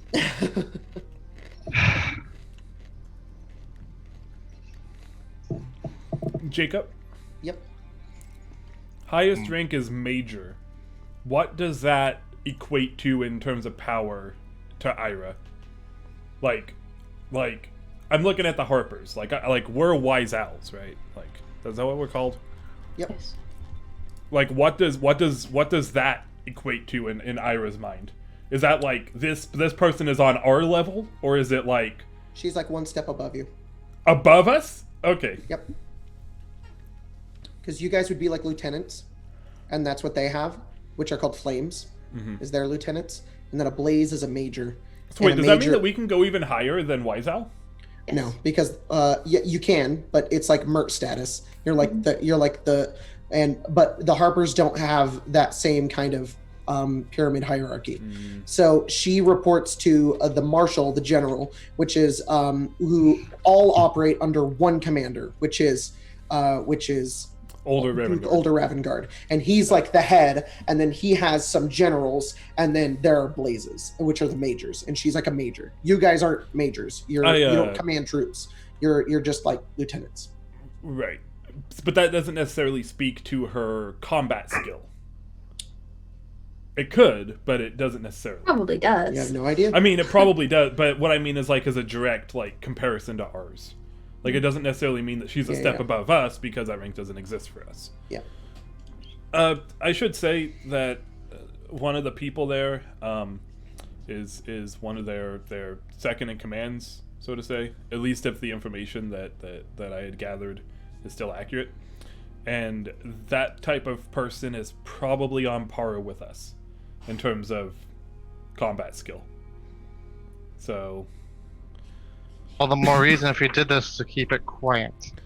Ideally, we bait him on the boat and then. Quiet was also leave with how him. we were told to do it, Yep. which Okay. happens to be.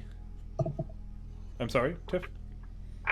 I think the best plan would be to find some way to bait him onto our ship, and then leave with him. That would be good. Quiet happens to be mine and Ari's specialty, so. Yeah, I do not excel as much. It's possible that if we could get in, I could charm him into following us. You think Or I'm sure you guys probably all saw, I could also just become one of their guards if we could get their clothing. It's not that hard. That's certainly possible. I think it'd be better if we were going to go through with this, maybe bring him into that nearby jungle would be the best way to dispose of them. The jungle will make sure there's nothing left. That is assured. I'd rather not bring someone onto my ship just to kill them. I would rather not have my crew thinking I am the previous owner of this ship. I'm gonna kind of look at the ship and go, "It looks like I want to be the first." I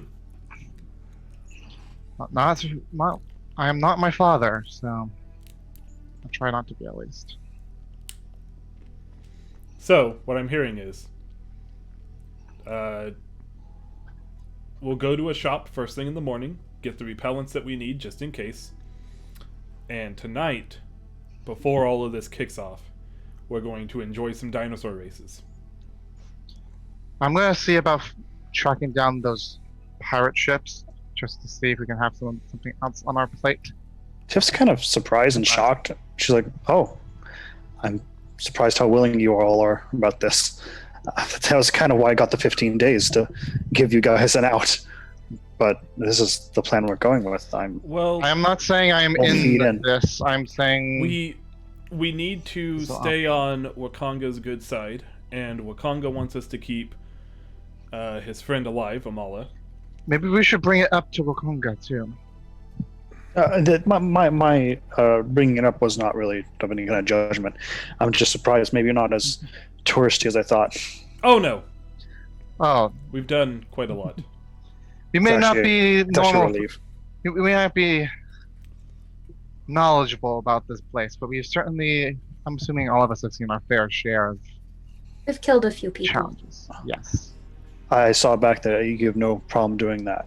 I feel more comfortable Neither of them doing it. died. Especially if it's going to get us to Artus Cimber. That, yeah. All right. No matter, regardless, the matter of fact is, as much as I would like to say every person is savable, the entirety of our home is in danger, and inevitably they will come here next. Or at some point they will find this place. So we need to find him before they get Likely bored. only a matter of time. Which And is I'm on your also side. why I'm saying let's enjoy some dinosaur races tonight, get that off of our minds, and then take off in the morning. You hear a gasp from the doorway, and the door opens. And Tiff, you see somebody you do not recognize. Oh boy. This is a girl in her. She's young, like in her like early 20s.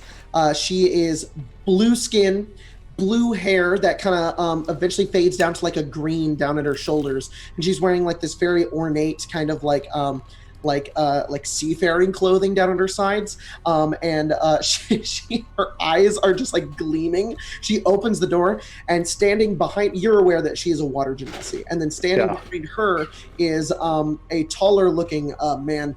He has a trident down on his side. He's currently has his arms folded, and he has a blue hair that goes down to like his chin. He has like deep kind of purple skin, or he has like white hair, I think, and like deep White purple hair. skin. You can tell he's a Triton, and she opens the door, looks around, she says, "Are we gonna go look at the dinosaur races?" Are you listening God, in? Ayla. Yes. Of course she was. Who's that? She points at Tiff. Darren looks over. I tried to stop her. This is our new friend Tiff. Hello, Tiff. My name is Ayla. I am China's sister, And you're very Oh. nosy. and I need a better title. Do you want a there's title? So many things that we can do here. Have you guys been looking around the city at all? It's incredible. There were It is. There's also a lot of other things that we need to get never done. seen a monkey before. Do I still have the monkey? Yes. I turn around. And Ayla's like, Ayla? "Oh my gosh!" And she runs over and she pulls the monkey out, and she's just like squeezing him and hugging him. And she says, "So," and the monkey's like climbing onto like her face and across it, and then like up around her head. And she's like, "So we're gonna go to the dinosaur races, right?"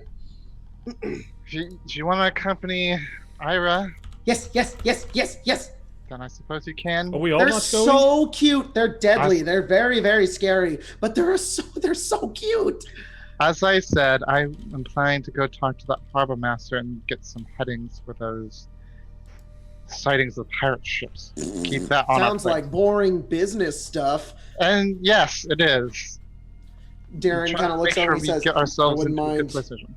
looking at some dinosaur races." To be honest. Tiff's. What's this guy look like? How old is he? Is he like a parent? The Triton. No, he looks like he's in like his like early 30s. Oh. He yeah. About the same age as Sheena. Yep. Okay. You can't tell if parent, Here, this is bad. if Bad brother. quality. Yeah. Yeah. Okay. Listen to the chat. I could just Okay. listen to the chat, couldn't Yeah, I? just chat. You're not entirely certain. But he looks over towards you and he says, "Sorry, what was your name?" She's gonna walk up and kind of switch from the rough and tumble to more of the water demon noble, and introduce herself as Tiffany. Oh, and he nods and he says, "Name is Darren Rumos. Have you heard of the Rumos family before? Famous, all underneath the waters. I don't need Famous to know blood if hunting I do or family. not. Me She's and gonna my go. brothers, we have hunted many monsters, defeated many Oh, wow. things out in yes. You must have known my family then. That's really great.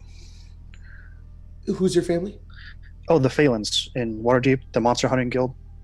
They know we hunt all kinds of beasties. I do know them. Oh, small world. She's gonna kind of People. link her arm in his. The seen a camera dinosaur before. he links your arm, and you watch as the camera, like if this was like a movie, it like shifts backwards, and you see Ayla, and she's staring daggers at Tiff with a monkey on her head. And she walks over, and she just pushes you out of the way, but you're too big. And she's like, and she unlinks your arms, and she grabs Darren's arm, and she says, well, Tiff back when goes, oh, I sorry, I didn't know he was already taken. Just he is, sort of. well, then accept. He's my big dumb monster hunting idiot, and we're gonna go watch some dinosaur races. Then accept my apology and accept Geeky as a peace treaty then. And then I'll give she kind of Triton laughs a little wink. and then kinda step back. Darren kind of chuckles a bit, and she says, "Okay, you can come." You know, I did have a better title for my sister. She was younger. We called her Royal Pain in the Butt.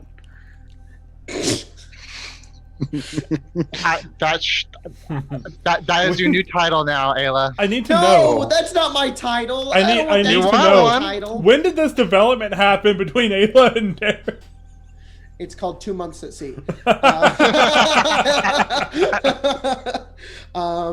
And she looks over and she says, "Ari, are you gonna come?"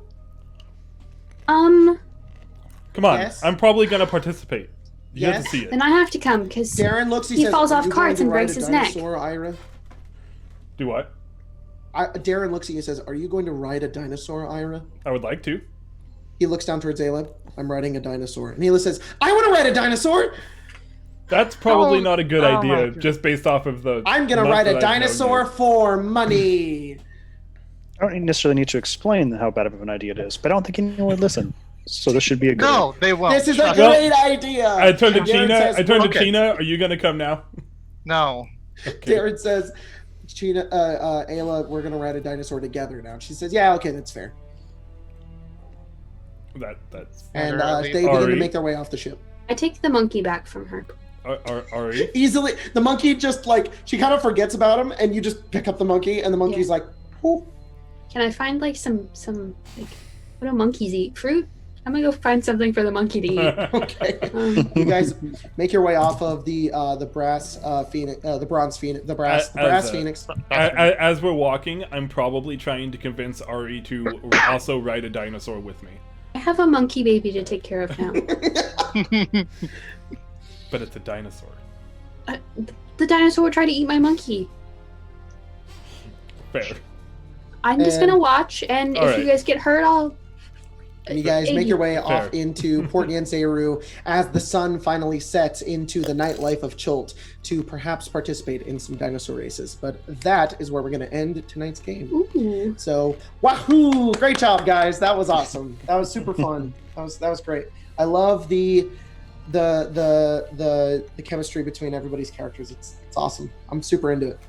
Also, I love this game and this pre-written. Holy shit! There's so much to do. I was And gonna say, there's you've never- constantly going to be things happening. You've and never I'm so run it, have you, excited. Jacob? No, I The have not. only other and experience we have with this game was Logan ran it for like a month, like 2 Yeah. years ago. this It was game our house and, game. this game and Curse of Strahd, it's like a DM's dream. There's just so much going on and so many things you can just be like, I want this to happen now, and then I want this to happen now, and you can just throw things in, and it's just constant. Like it's great. I love it. I like that everybody has their own idea of what to do. You guys all have your different motivations, but it's all aligned together. I will say I did enjoy Tiff's like, oh, I didn't know you guys would be that down. Just like that. Awesome. That makes this a lot easier. All right, guys, we have 15 days to decide if we want to murder someone. Want to go watch dinosaur races tomorrow and kill them in a day? Oh, God. Awesome. Cool. Well, thanks, Craig, for playing. It was a lot Of course, fun. thank you. We will be back. I don't know when the next episode's going to be up. I'm not going to say. I don't even know when this episode's gonna be up. Trademarked. Who knows? To put it in perspective, hopefully you guys will be seeing the end of Saltmarsh soon, so that we can start uploading these. Yeah. So Well, they already you already. I already dated us time at the stamped very it. You're beginning. talking to the future, right? I am. They've already Yeah. seen it. Yeah. All right. Well, thanks everybody for joining. Thanks for watching, and Thanks to we'll see you guys patrons. next time on Tomb of Annihilation. That's the end of the game.